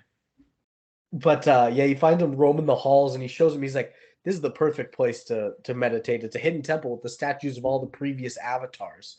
And Aang tells him of how he can become the Avatar, and how he was when he was younger. He picked out 4 toys out of 1,000 of them. That's always been the most fascinating aspect of like Buddhism for me. Of that, like how the Dalai Lama gets selected, because that's in reference to that. I always thought that was fascinating, because that's how the Dalai Lama gets picked. Is the baby Dalai Lama plays the same toys as the other ones. Interesting. I didn't know that. I didn't know. I just thought it was stupid at first about the toys, but now it makes sense. I thought that was the one part I did kind of like, because I don't know how they decided in the show or how they figured it out. I don't remember. But I thought this was kind of cool where you picked the same 4. He picked those 4. He was speaking to the spirit world. That's the Dalai Lama thing. Yeah, that's cool. And those are the ones that the previous avatars had chosen. So they're like, all right, you're the chosen one. You can't have any family. And he's like, no! What the hell? They said it so quick too. And I don't know why a 6-year-old or whatever cares so much about family and having a wife and stuff. I'll never have kids. Yeah.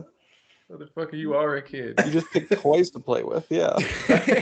You just picked your 4 favorite toys. They just drop this existential choice on them. You'll never be wed. We're cutting off your penis tomorrow. Oh no! What? Well, this old man had conned Aang into this room, and it's an ambush with a ton of Fire Nation archers to trap him in there. He had his little knife. He did. Yeah. But Aang is now you chained did not up. Need to have. No. Aang is now chained up and like meditating, chained up, speaking with the dragon spirit, who tells him that he must go to the Northern Water Tribe and protect them at all costs. He's like, thanks. I'm chained up though. Yeah, well, I'll help right here. on him. Yeah. Man, I got locked up. Can you help me, dragon spirit? I don't think it had any legs. It was a worm dragon. No, it Did it did. have legs in the show? Did it have legs? It had legs in the movie. In the show? I don't even know if there was a dragon in the show.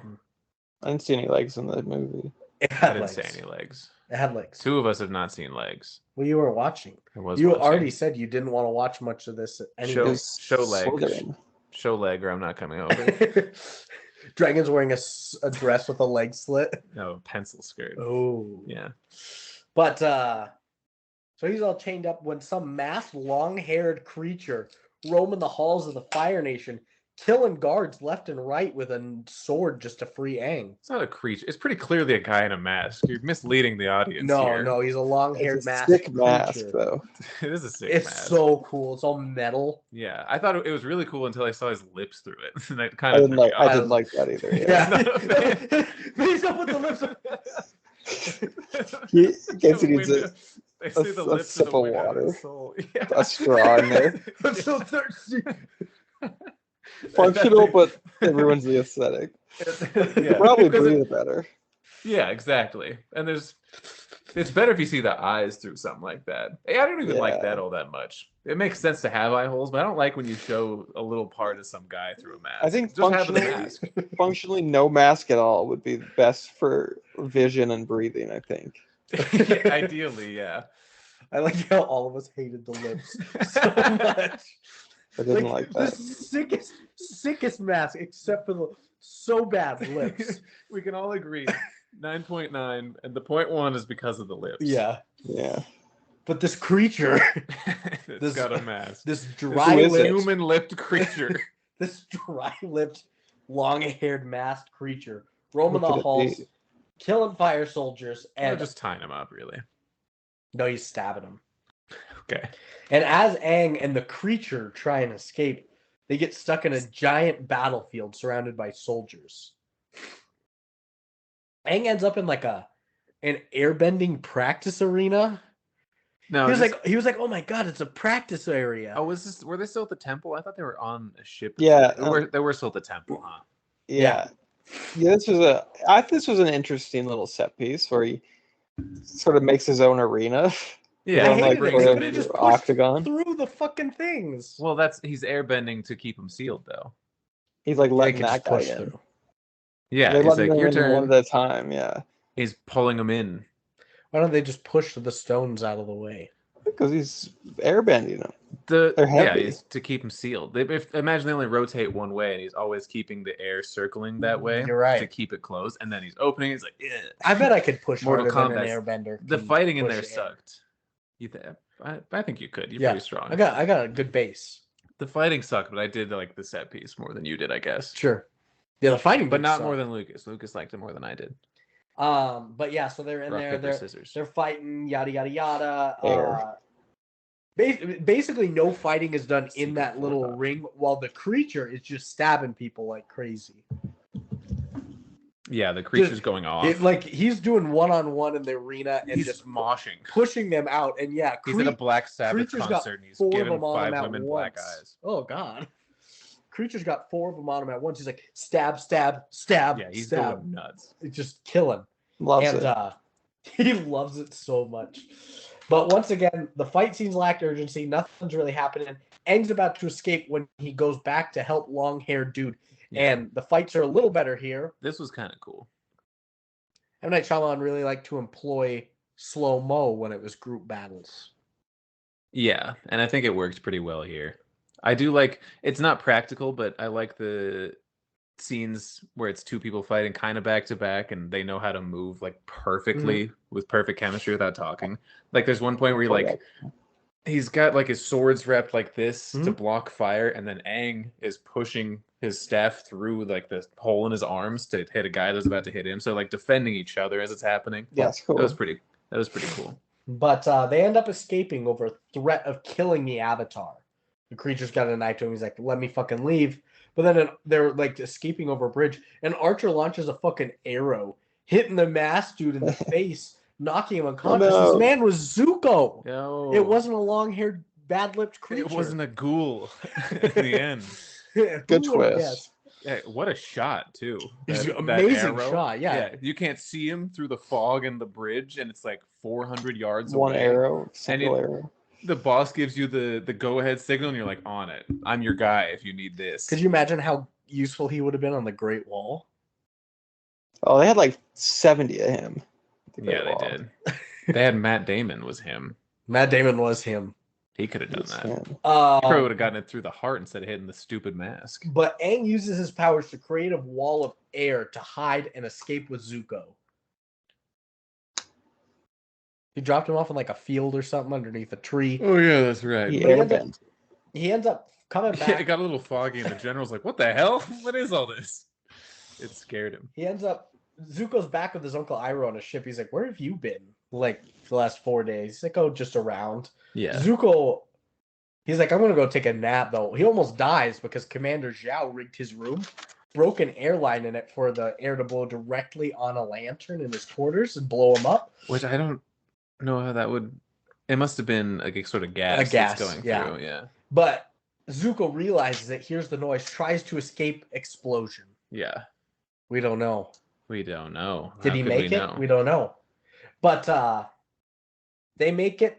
Aang and crew make it to the Northern Water Tribe. He shows them that he is the Avatar, while Sokka and the Princess of the Water Tribe have the hots for each other immediately. They're like, "You want to fuck?" Oh my god, yeah. And Katara's narrating for some reason right now. She loves to narrate. Yeah. Well, it's just weird in the middle of the movie to narrate out of nowhere. My brother deep-dicked Princess. Princess Yue. Yeah. Yeah. But yeah, they got the hots for each other. They are already in love. It's true. But Trouble in Paradise, the Fire Nation stole those scrolls, and they know the location of the moon and the ocean spirits that the Water Tribe uses for power, and will trying to destroy them so that they can defeat the Water Tribe. Because water beats fire. It's true. But if the spirits are gone, they're good. And Aang is learning water bending with his teacher. He decides to spar with him. When Aang starts to show like his true power, like he's like bending a little bit in front of him, but then all the water around them just starts to rise. Yeah. He dials it back. There's a stupid scene too. Now use your offense, Aang. You're sparring. He's doing I thought both. that was goofy. And like, is it you characterize like your chi of the elements as offense and defense? I don't think. No, it's just a lot of shows like this. It's your natural energy. Now punt, Aang. It's punt, not, yeah. punt. It's 4th and 12, Aang. There's no hope. I'm going for it. Yeah. It takes the flying bison over all 22 people on the field. Touchdown! It's a fake punt run to Appa. Yeah. Nobody's stopping that buffalo. Absolutely not. But it sounds as if Zuko burnt to death in the accident in his living quarters. Everybody's like, "I'm so sorry for your loss." And we learned that the princess was a stillborn. She has a conversation with Sokka. She's like, "Yeah, I was dead when I was born." Yeah, she said I was sleeping when I was born. My parents were like, "What the hell?" And they dipped her in a lake for 4 days. It was a euphemism. She was dead. Tight. She was a stillborn. Yeah. And then... But the spirits gave her life. And white and hair. turned her hair white. Yeah. But Sokka loves the white hair. He's a big fan. He wants to fuck that white hair. He did. And Zuko's not back too. Oh, she yeah, immediately. Big Sokka fan. He wasn't even funny. She just liked him for his hair, I guess. Dick. Probably. But Zuko's not dead. Hair. He's still alive, living in the boiler room of one of the ships. And the ship of the guy that tried to kill him, he's hiding. And although his Uncle Iroh does not approve of this mission, Zuko must clear his name with his father. Uncle Iroh's like very about balance and don't mess with the spirits and all that shit. They did okay with him. His character seems like a balanced guy. Yeah. Yeah. But then in the Water Nation, ash starts to fall on the Water Tribe, meaning the Fire Nation is here. I kind of like this shot. This was pretty cool for me. This is Aang and Katara doing the Tai Chi and like slowly learning waterbending together. And the camera's like panning all around like 360. And then just like one by one, you can just see flecks of ash slowly coming down. And Sokka and Princess Yue. No, I don't care about that. They're like, what is this? He's like, Yue. And it's like, you just said her name. I don't remember that. Yeah, that's it's funny stupid.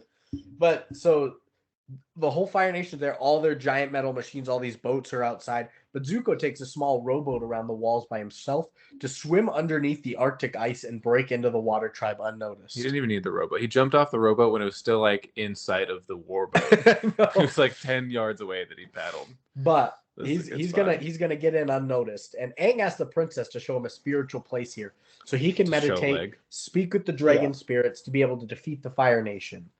This is the secret pond that she was dipped in to be alive. Correct. Yeah, this is where he meditates. There are two koi fish, the moon spirit and the ocean spirit. Yin and yang. Yin and yang. And they'll hang out there? Yeah, they're just going to chill. Yeah. But Katara's like, I'm going to stay behind with him. Sokka and Princess are gone because he's her bodyguard. And he's meditating, and for good reason, she stayed behind because Zuko sneaks in, lights the whole spirit room garden on fire, and starts to fight Katara. And she did a pretty decent job of defending herself with the water, but she didn't notice that he did a double fire blast, because she blocks the one. The other one comes around like a fucking right hook and knocks her the hell out. Yeah, I'm confused on how all these mechanics worked. It seemed to have tied each of the hands. Yeah. Remember that one guy had both his hands occupied and like soccer kicked it earlier? Yeah. That was cool. But so she gets blasted and Zuko takes Aang and firebenders are breaking into the city. Literally no defense from the Water Nation. Like they didn't use their waterbending skills to create like a giant wall or a wave. They just let the lizards crawl up their walls and in. And it's funny because the shot just before, you guys might have as a quote, and I apologize, but they're all up on the wall. There's like 30 guards up there. And the main instructor, who I assume is also the general, the guy that was teaching Aang, he just goes, yeah. And then they start like sieging the walls, and none of them are up there. Don't do nothing, yeah. Yeah. Not one of my quotes. I'm glad you said it. Yeah, you didn't take that down? No. Oh, man. I don't know why I didn't laugh. Oh man, because if yeah. But Aang speaking with the dragon spirit, who says he has to use water to defeat fire. Is like, good knowledge. He said he has to use the bathroom. Pokemon. And Aang wakes up and Zuko's right there. He escapes him. They do that little thing where he's like standing behind his back, and he's like, Zuko's turning around looking for him, but he's too short. You can clearly still see him, though. Because Aang's not shuffling with him. He's just doing this. He's just leaning. Moving it. Yeah, he's leaning back and forth. So you can still see his pants there if you just look. But Iroh's pissed when he finds out that Commander Zhao is going to kill the moon spirit and the ocean spirit. Because, like I said, he's all about balance. And Zuko finds Aang. They get some hand-to-hand combat. I wish that they put as much effort into the battles with the elements as they do with the hand-to-hand fights. Like they were it makes you wonder what they spent the money all just on. The normal fights looked okay, but then when a little bit of element came in, they could not. It's tough. Choreograph that with the CGI. Yeah, it was bad. It's horrible. And it wasn't like the elements themselves necessarily looked bad. I thought that was okay, but in conjunction with the rest of the fighting. Correct. It was super awkward. I don't think it blended super well into the world. And a lot of the effects they had to shroud in like dust or some kind of particle effect. Or you dust. Couldn't see anything. Or dust. More dust. But so you couldn't see anything clearly. Katara ends up helping out Aang, trapping Zuko in some ice. So that they're able to escape. She got him. And Commander Zhao takes one of the koi fish spirits from the pond, stabs it, destroys the balance of the spirit world. The world turns red. The world's on fire. Yeah, Let's go, card. He's got fish in a bag. He just stabs it with a knife. What the fuck? Fish in Who's the your bag. god now? Stabbing a fish. Good line. Yeah. What's in the bag? A shark or something? Oh god. But yeah, the moon and the sun, they turn red. The Fire Nation is in charge now. They have all the power. Yeah. The Water Tribe is all weak. And General Iroh is a fucking freak of nature, because when he stabs that fish, he just starts conjuring fire out of nothing. Yeah. Just out of his literally chi. flaming. Yeah, from his chi. Which they do in the series a lot. But it's a bigger deal here. Yeah, that's the one zoom in the movie. Is him going into his eye to see how mad he is about this fish. Because he fucking just in a blaze, like Super Saiyan of fire. He becomes like a bird. He loves that scares fish. Commander Zhao off for destroying this balance. And he tells the princess that because she was born with the power of the moon spirit, she can give her life back to the moon spirit and restore balance. Yeah. And she's funny. She's all, yep, I'll do it. Everyone's like, all right, on board. And whatever Zuko's, Sokko's, no! He's begging her not to sacrifice herself because he loves her. I just got a girlfriend. He just got a girlfriend. And well, also, it's like, this is the enemy. Yeah. Uncle Iroh is a bad guy, technically. I know he's like a nice dude and he's balanced, very spiritual. But he's the Fire Nation. He's the brother of the Lord of the Fire Nation. But he's like, hey, you should kill yourself, and it would restore all the balance. Kill yourself, and you'll be good. All your people will be fine. Hey, princess, heir of the throne, you should off it. You should secret third option yourself. Yeah, and it'll all work out, bro. Basically, like Sokko got dumped though. Yeah, in the worst way possible. She's like, I love you, but top 10 worst ways. I love you, but I can't be with you anymore. Just putting a gun to her head. But it turns out Uncle Iroh was right at the end. She steps in the water, died immediately. Like the instant her head went under, dead, drowned. I was like, what happened there? The fish wasn't like, maybe I could let her live. She's nice. Like, no, I'm getting my life back. Sucked it right out of her. Give me death. So the balance is immediately the balance is immediately restored. Waterbenders immediately start, instead of like using their waterbending skills, they just start fucking tackling the fire soldiers. They're powerful though. The moon's back. Uppercut. That was really funny. A fucking Brian Dawkins blindside tackle. Yeah, there was no more waterbending after the moon came back. And so, because they're all distracted by the moon changing colors, and Zuko's like ready to fight Commander Zhao on a bridge when Iroh talks him down. He's like, it's not worth it. Let's get out of here. Zhao tries to blast them from behind. Iroh stops it. They walk away. And now Commander Zhao must take on 4 waterbenders on the bridge. This shit's so funny. I was like almost crying laughing at this scene. Because he's like, oh, fucking bring it on. They immediately just trap him in a water bubble and drown him to death. His limp body crashes to the ground. Yeah, they let that thing crash. It's epic. Dude, the whole movie has been like when you kill somebody in a kid's movie, it's like you see the swords kind of swinging. There's no blood. It's kind of off camera. It's a shadow, if anything. This one, you see him panicking for air in a bubble. And then go limp. Body, eyes open. Yeah. A horror movie. Oh, maybe you should kill yourself. He deserved it. Okay, we'll do it for you. He did deserve it. It's goddamn brutal shit. But yeah, so he's dead. Yeah, straight up. And oh goodness, Aang is now slow motion fighting the Fire Nation soldiers with the power of water. Aang has a flashback of his airbender training days when he became the Avatar. And now he uses the true power of water as his head glows. Yeah, the true power of water was accepting all your emotions. Pretty it wasn't much. even the water.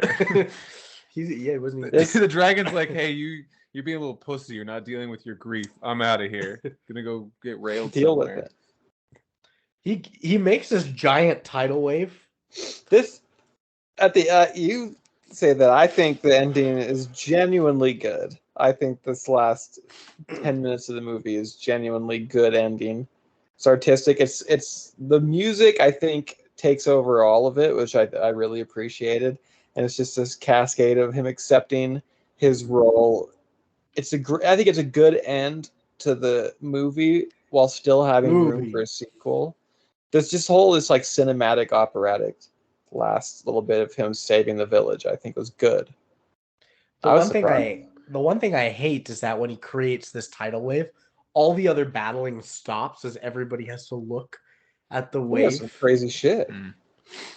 Well, I don't know. I didn't like the ending, and maybe I'm too biased from having seen the original part in the show. But also, I just thought it was straight up like the music was fine, and it's always good when the main character's not talking because he doesn't know how to act. But he is a martial artist in real life, so him like they can just put CGI in his eyes and have him go into that state where he's meditating and going through all the water bending motions that look cool. But in the show, there's like when the fish dies, the other fish is like that's fucked up. I think like takes over Aang's body and he becomes a giant water demon and like crushes everything in his path because he's angry. Yeah, that's super cool. And this one, he's just raised a wave, and the Fire Nation's like, "We're out of here. Well, we're leaving." The dragon spirit told him, he's like you are here not to harm people. You are here to protect. Yeah. So he made this wave to kind of scare him off without hurting anybody. Yeah, I mean it works in story. I just thought it was lame. That's fair. Yeah, he's not a water demon. I thought it was good. But the Fire Nation retreats. Aang and Katara hug as everyone cheers them on. And they walk down. They walk down into the water tribe. All the water and the fire soldiers in the city bowed to him. Were there fire soldiers there too? Yeah, they were fighting the water ones. Well, I thought they left though. Everybody left. No, the ones on the boats left. There were still all the soldiers in the city walls fighting. It could have been cut where those guys got to leave too. They were all in black and red. Was it red? Because I saw some guys with the spears that looked like They were black and red. Okay. They're converted now. They saw the true power up close. The Church of Ong. And then Sokka and Katara bow down to the Avatar too. He strikes a pose and stares into the camera for like 8 seconds. Bow back. He did say that. No, he does this. It's kind of a bow. He didn't bow. He didn't bow. It's been the whole thing is I didn't bow back. I ran off and it's my fault they're dead. And he's finally come to terms with it. He's going to own up to his responsibility. And he looks like he's fucking Spider-Man instead of bowing back to them. At 1:51:38 to see Aang's 8-second. He kind of is. Spider-Man? He kind of Spider-Man, yeah. He looked pretty mobile. Spider-Man-esque. Marina must be here. Woo! But the Fire Nation King realizes that his son, his brother, and his second in command are all either dead or traitors. And he talks to someone about how they can rule the kingdom when a comet comes by in 3 years that gives the Fire Nation the power to create their own chi from nothing. He is speaking to his daughter. Yeah, Zuko's sister. Yep. The prodigy. That's why she's smiling too, because she's like a little sadistic in the original. She's like, "Ooh, I'm really powerful." But that is the end. And I had a next up on Paramount Kids or on Peacock. Yu-Gi-Oh! The movie. We talked about Yu-Gi-Oh! A lot last week when you weren't here, Lucas. Oh, sure. Lucas, who was your favorite Yu-Gi-Oh! Card character monster? I'm struggling to remember many. Pump Princess. It was a princess that was a pumpkin. Huh. That sounds like a good card. This is a great card. I remembered a part of the movie that I would like to talk about and touch up on real quick, if we may. Just real quick before I forget. When Aang's meditating in the sacred pond. Oh my god. No, I'm kidding. That would be funny, actually. Yeah, I just cut you off right there. He's meditating there. Zuko steals him for a little bit because he's too focused and he's in the spirit world. He wakes up and Zuko's just like complaining about his dad. Yeah. Staring out the window. That was really funny. He always liked my sister better. She's so talented. He said I can't come back home. And Aang's just like, I'm out of here. Hey, dude. I'm gonna get out of here. That was really funny. That's hilarious. Yeah. So that is the end of The Last Airbender. We will take a pause. Yeah, let's get ready for the fucking 5-second pause. And pause our recording. Yes. Zanzibar.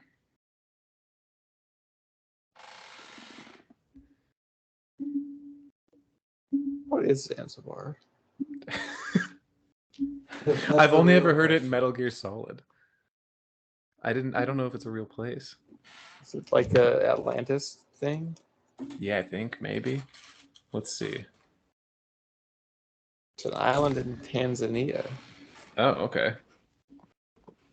It's real. Ah, Seth's afraid. I am afraid. I'm not afraid I am afraid. to lick my balls. Zanzibar. I think this guy. I think that song's about him like raising his daughter. Everybody, Did you imagine if every dad in the world wrote a come rap grab my song? balls. You're like, fine, I'll do it. I'm taking it on. Yeah. We'll walk this road Fuck the together. world, feed it beans. Gas it up. Is that? I'm trying to remember why he said that. He just doesn't like the world. He wants to feed it beans. Because it's So because it's a gassy. fart. It's a big fart. The world is because it's full of beans. The world's on fire. It Okay, ate I'm ready. beans. Cool. He's ready. Zanzibar.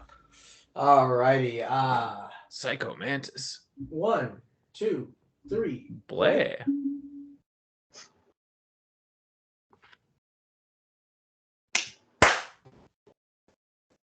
God, I hope you guys like that 5-second pause. Let's Let's get into the ASMR hour. Brandon, don't do that in like. I'm gonna have to listen to that in like 3 months. Not in a week. So far behind. Are you still on I don't know what I was on. Bigfoot last. versus DB Cooper when we were golfing? Yeah, I think I That have you to were on finish. 3 weeks ago. I think I have to finish that. Yeah. So from How about yours? 6 weeks ago, Yeah, you've gone 0 seconds. He's been busy. I've been busy. Fucking, sucking, I guess that's true. shucking. He doesn't have a car to drive around in, so that could have been some of your podcast listening time. That is a lot of it. Yeah. Yeah. I've been listening to other podcasts when I open in the kitchen. What podcast is that? It's just a different one. Wow. That hurts. That Who's hurts, other one? man. I'm just not gonna say what it is. Oops. It's Lucas's coffee corner with Yes, Jessica the Moore. late May. The secret podcast. It's quote time, guys. How many quotes do we have? I have 7. 4. World's on fire. I've got 2. Just do your 2. Okay. Oh man, they're both just like the same. I think they're within 2 minutes of each other.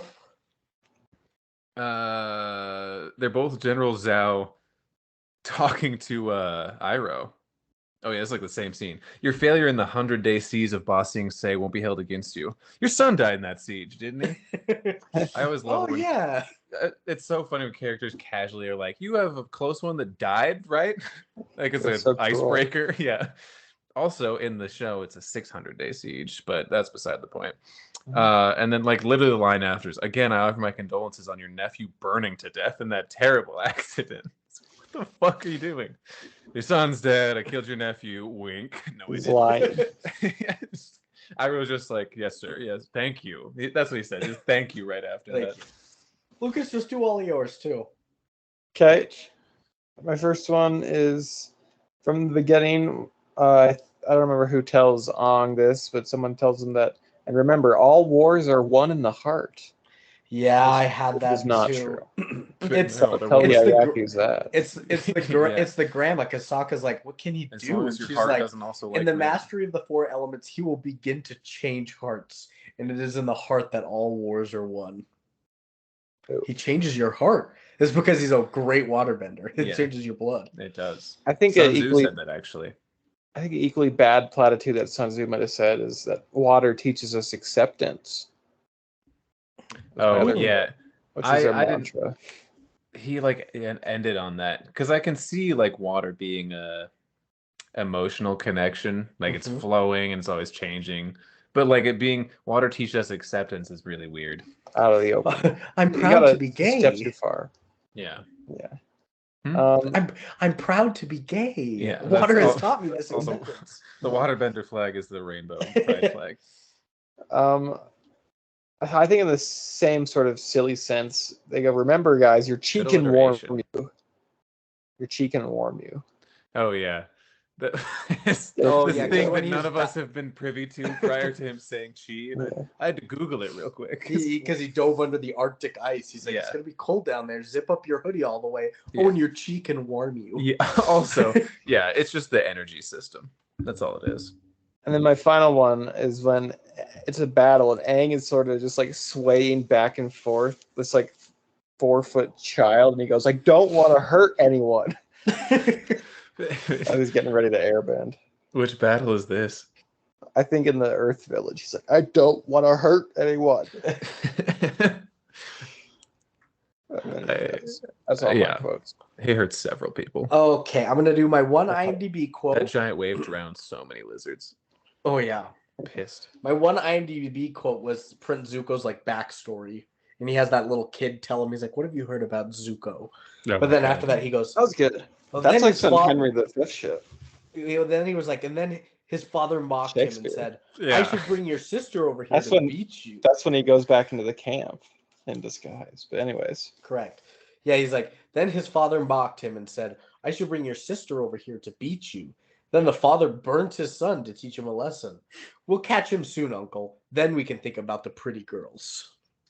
I was like, what is he talking about right now? Well, Uncle Iroh was talking about I know, but when I take that from IMDb and I have no context, I'm like, what the fuck is he saying? I don't know who he's talking to.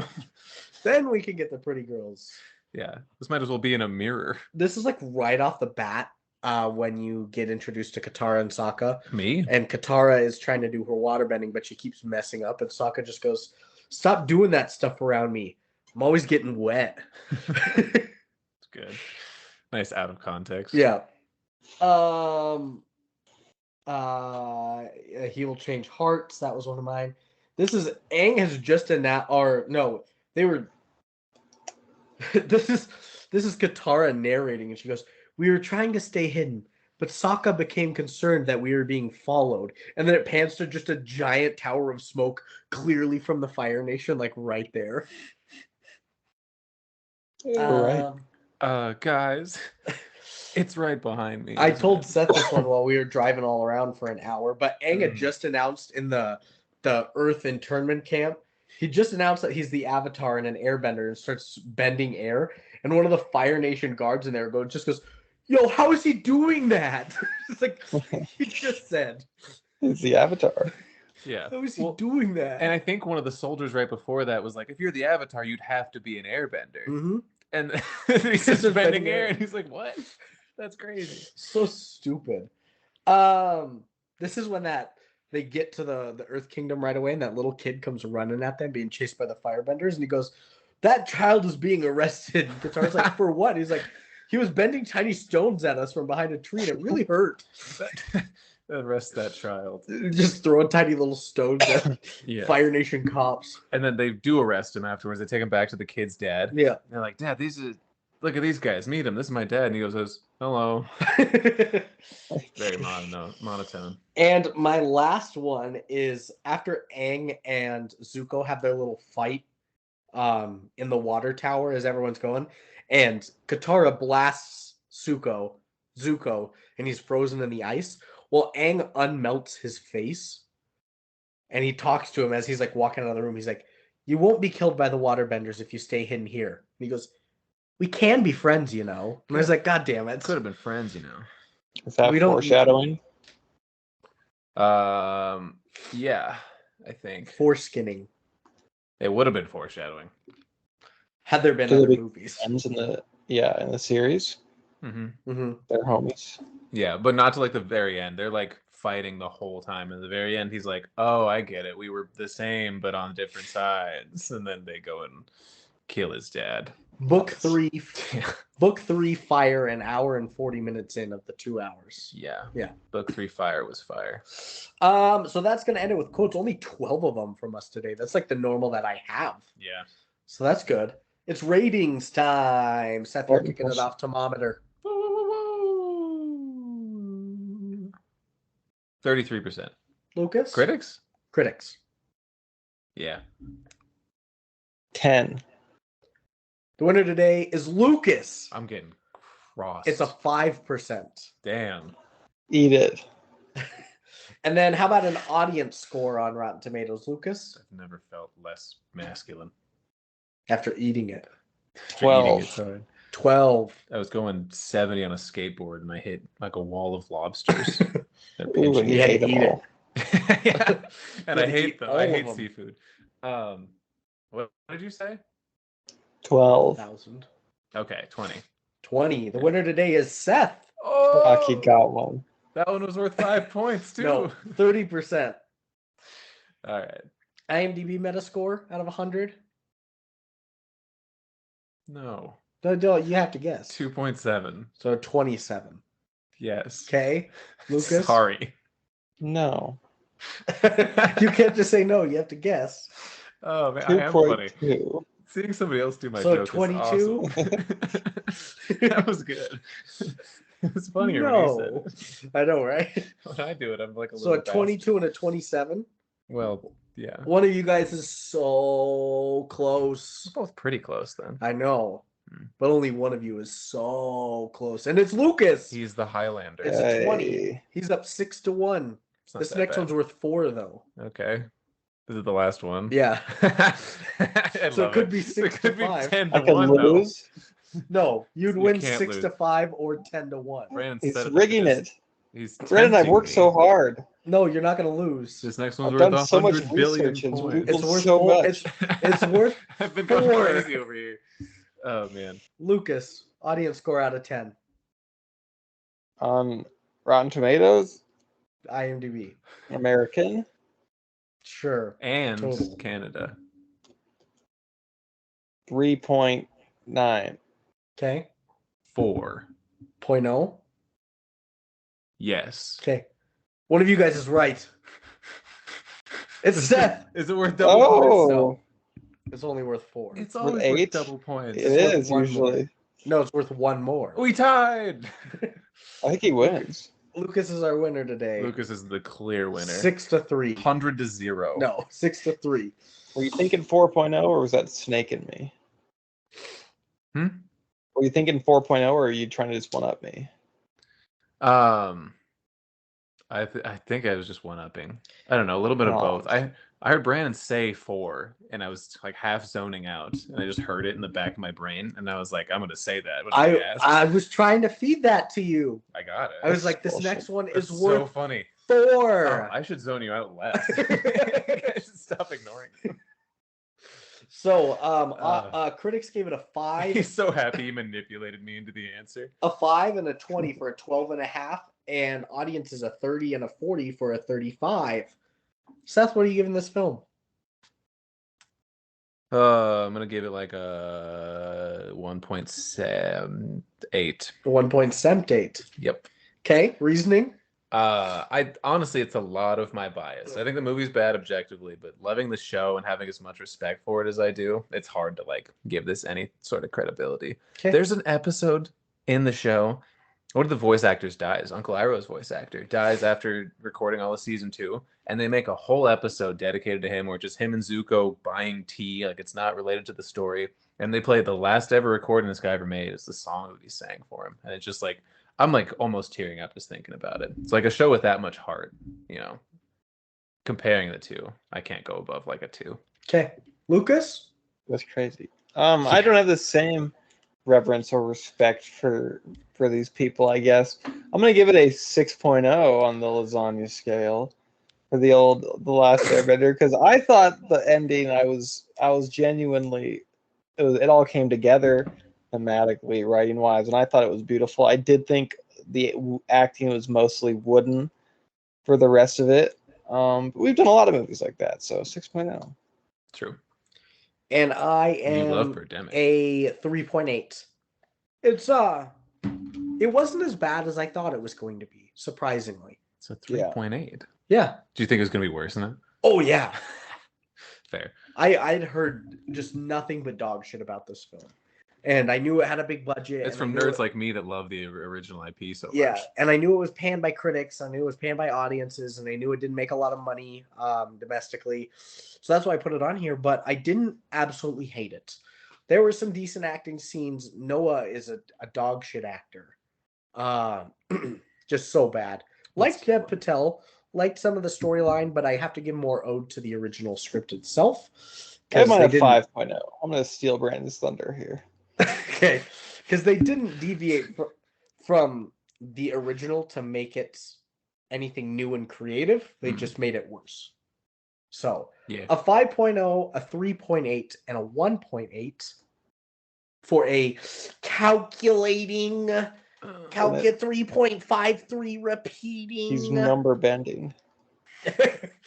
I'm bending math. Look at him go. And now it's time for the Brandon Bitch Hour. That's right. Whoa. I forgot he's doing a new spin-off podcast called The Brandon Bitch Hour. No, he was talking about it in the car on the way over here. He was like, I'm thinking about doing another like a little bonus thing called the Brandon's Bitch Hour. And I said, the Brandon's a bitch hour or Brandon's bitch hour, where you complain about me and Lucas calling you a bitch so many times? Or like where Brandon's a bitch hour, where we talk about how stupid you are when you cry. And it's not like a separate thing. It's like during the podcast. Oh, it's just a segment? Yeah. Okay. It's just when you guys roast me for being a little bitch. Okay. Or if I'm doing something nerd shit like that and it makes me a bitch. Like sickle cell anemia or bending math. You should get back to putting sound clips in, and it's just Brandon's Bitch Hour anytime we like knock on you. And have a sound of glasses being pushed up. Yeah. Anime style. The little shimmer in the animes with it. Oh, you're the onomatopoeia guy. What's the... I can't do the noises, though. I can only read them. I can interpret them. No. Yeah, it's squeaky. It's a very greasy boy. Yeah.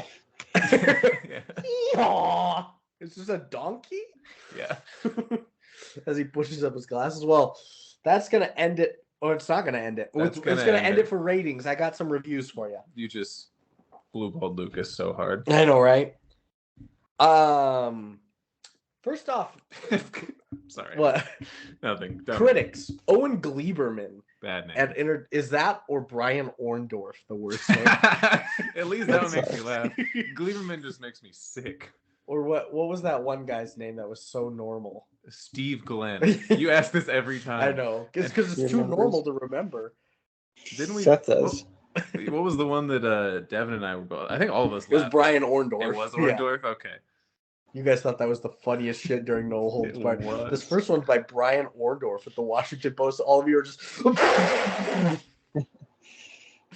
But Owen Gleiberman at Entertainment Weekly says, the Last Airbender keeps throwing things at you. but his final effect... So don't spit out your fear.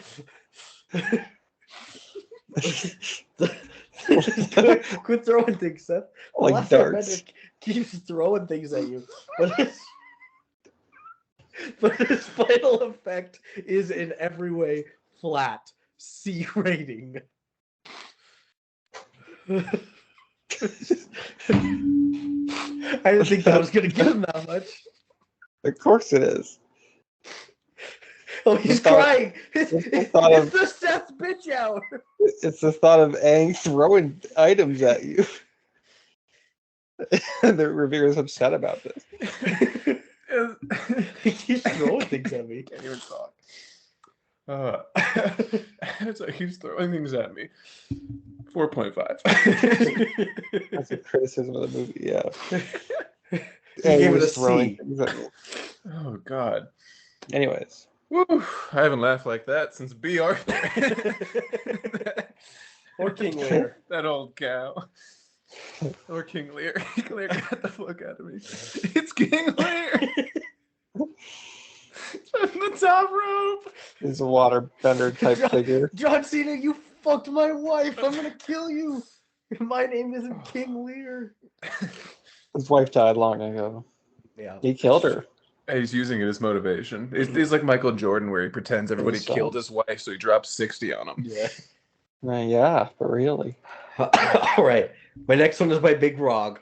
Nice. Chicago Sun-Times. He says, This is the last review he ever wrote before he died. The Last Airbender bores and alienates its audiences and is an agonizing experience in every category I can think of, and others still waiting to be invented. The laws of chance suggest that something should have gone right. Not here. It puts a nail in the coffin of low-rent 3D, but it will need a lot more coffins than that. 0.5 out of 4 stars. No, he didn't like it. Big Rog and I think alike. Yeah. You're basically the same person. Yeah, if I wasn't already another guy. Yeah. You're born... What, I'm the Dalai Lama born of 19... Big Rog. Ooh. Yeah, I picked the 4 movies out of 1,000. Ooh, I'm the that's avatar great. of his website. Born It's 17 just years me too as a early to profile be the picture. reincarnation of Big Rug. Yeah. Damn. Next is by Kirk Honeycutt at the Hollywood Reporter. They say the lack of correct casting caused the film to lose substantial credibility in regard to its source material. True. That's what you thought with all the Indians and the whites. Yeah. That's correct. Yeah. And last is by Scott Bowles Ooh. at USA Today. He Still says, not as funny as Orndorff. Shyamalan delivered on fight scenes, and the film worked as a kid's film, although the poor script writing made some of the performances sound wooden. Like Noah. It was partially bad script. Partially. Yeah. There's no flavor to it. Ellen fun. wrote it. So. His fault. True. Yeah. Let's kill him. And finishing off with user reviews. Typical 7. Starting off with Snoopy style. Quite short. He says, is this M. Night Shyamalan's Heaven's Gate? Time will tell. So many problems. This is bad. Some parts are salvageable, but it's bad. 4 out of 10. Invoking a movie. You can't just say invoking a movie. But it is. Invoking Heaven's Gate. Heaven movie is for that- real. Almost ended all movies. True. Was it a bomb? The biggest No. bomb. Like literally a bomb? No, that's Oppenheimer. That's not a bomb. That's a movie. Oh, you're right. We're all confused now. That's Avatar, not The Last Airbender. Next one is by The Little Songbird. December 9th, 2010. She says, just for the record, and hopefully this should be brief, I love the Avatar, The Last Airbender She says on paragraph series. 3. It is beautifully animated, has great music, writing, storylines, and characters, and is quite deep for an animated series. I wasn't expecting this film to be faithful to the series, but at least stick to its spirit. Sadly, it didn't do that. The only redeeming qualities for me were the stunning cinematography and scenery and the beautiful music score. Everything else fails. Here, whoa. Banality replaces complexity. Banality replaces complexity. Phenomena. And to add further insult to injury, the direction is very bland. There's a complete overload of CGI, and the acting is wooden from pretty much all involved. Overall, a big disappointment and best avoided. 2 out of 10. You think I could pass the praxis since I know banality? That's all you have to do. Definitely could. Cool. Good. What a short review from the little Beth bird. You're getting there. You're almost to I her still think moment. she's blue. Best bird. Next is by Jackass 26634. I'm writing this one down. On March 28, 2020, Jackass says, I mean, it's trash, but it's the type of trash that makes you die a bit inside. 10 out of 10. 26634? Yeah. Good memory. 10 out of 10. He loved it. He did. It did. And the next up is No God, No Masters. Famous dumbass. Nikola Tesla. Mhm. Next up is No God, No Masters on May 8, 2018. He says, if you're like me, you hate watching a kid movie and then walk away scratching your head. This movie has that potential. I liked the movie in spite of its shortcomings. I have not seen the Avatar cartoon, which may be why I rate this as compared to diehard cartoon fans. I've been a big fan of the early RPGs until my PS1 died. 5 out of 10. All right. Did you say he was invoking Itchy by scratching his head? He just was itchy. Yeah. Yeah. Oh. Makes sense. He was revoking an itch. Ooh. Yeah. Ooh. Next up. Revenge. Link Goku. August 20th, 2010. They say, though it still could have had more to it, it could have been like 2.5 hours long. It was good for the running time it had. I was also getting annoyed constantly by the mispronunciation of Aang. The effects were just jaw-dropping. The acting was actually really good for saying that there weren't any big named actors. Draw dropping. I hear a lot of people put this movie down because it wasn't like the show enough. Well, duh. It's not the same show. It's a redo. It's different. Get over it. I enjoyed this movie, and I really hope that there is a sequel in the near future. 2 out 8 of 10. out of 10. Damn. Guy just loves bad movies, I guess. Takes it at its surface. Sometimes that's what you got to do. Surface Pass. pressure. Dun, dun, dun, dun, dun, dun. Penultimate review is by The Ugly Mushroom. July 25th, 2021. Ooh, good date. This is a near perfect film. I am actually a huge fan of Avatar, and this is even better than the original series. I've already seen this film 100 plus times, and it just keeps getting better. M. Night Shyamalan is truly the Stanley Kubrick of our generation. 10 out of 10. Gets better every time. Yeah, Maybe that's so the you key. should watch it again. We should watch it again. Yeah. And then The Last Unicorn. We should just keep doing an episode of this until we like it.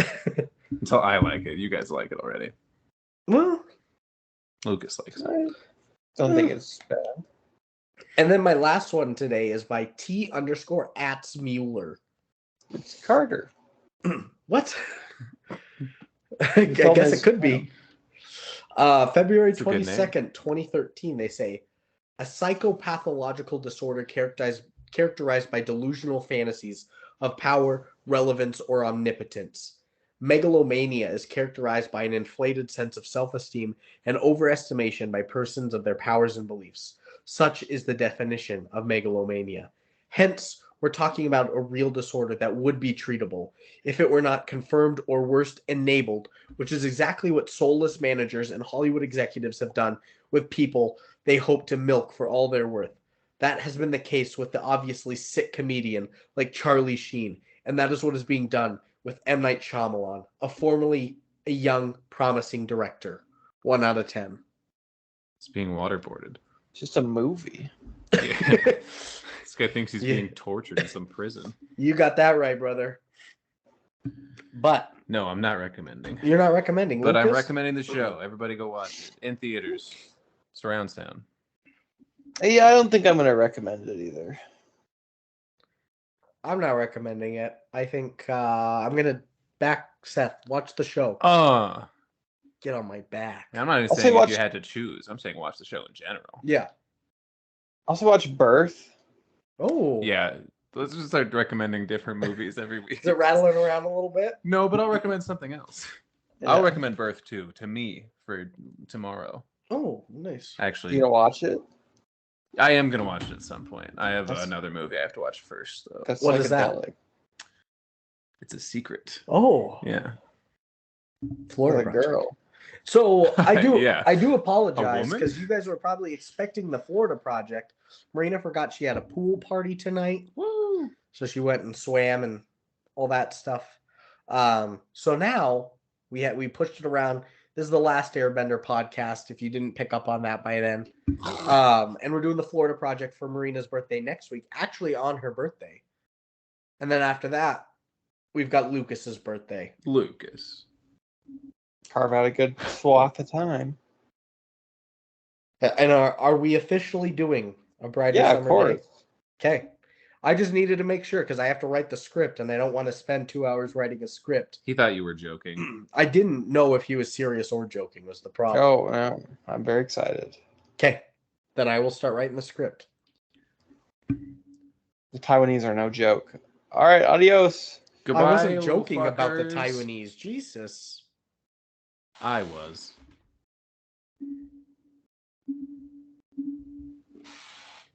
Brandon, they're not a joke. They're funny looking. That's on the video. Good. But listen, man, Mark Wahlberg beat the shit out of a Vietnamese guy, and now he's the greatest actor of all time. I can say something on a 15-view. Yeah, the end of our videos have been getting a little dicey.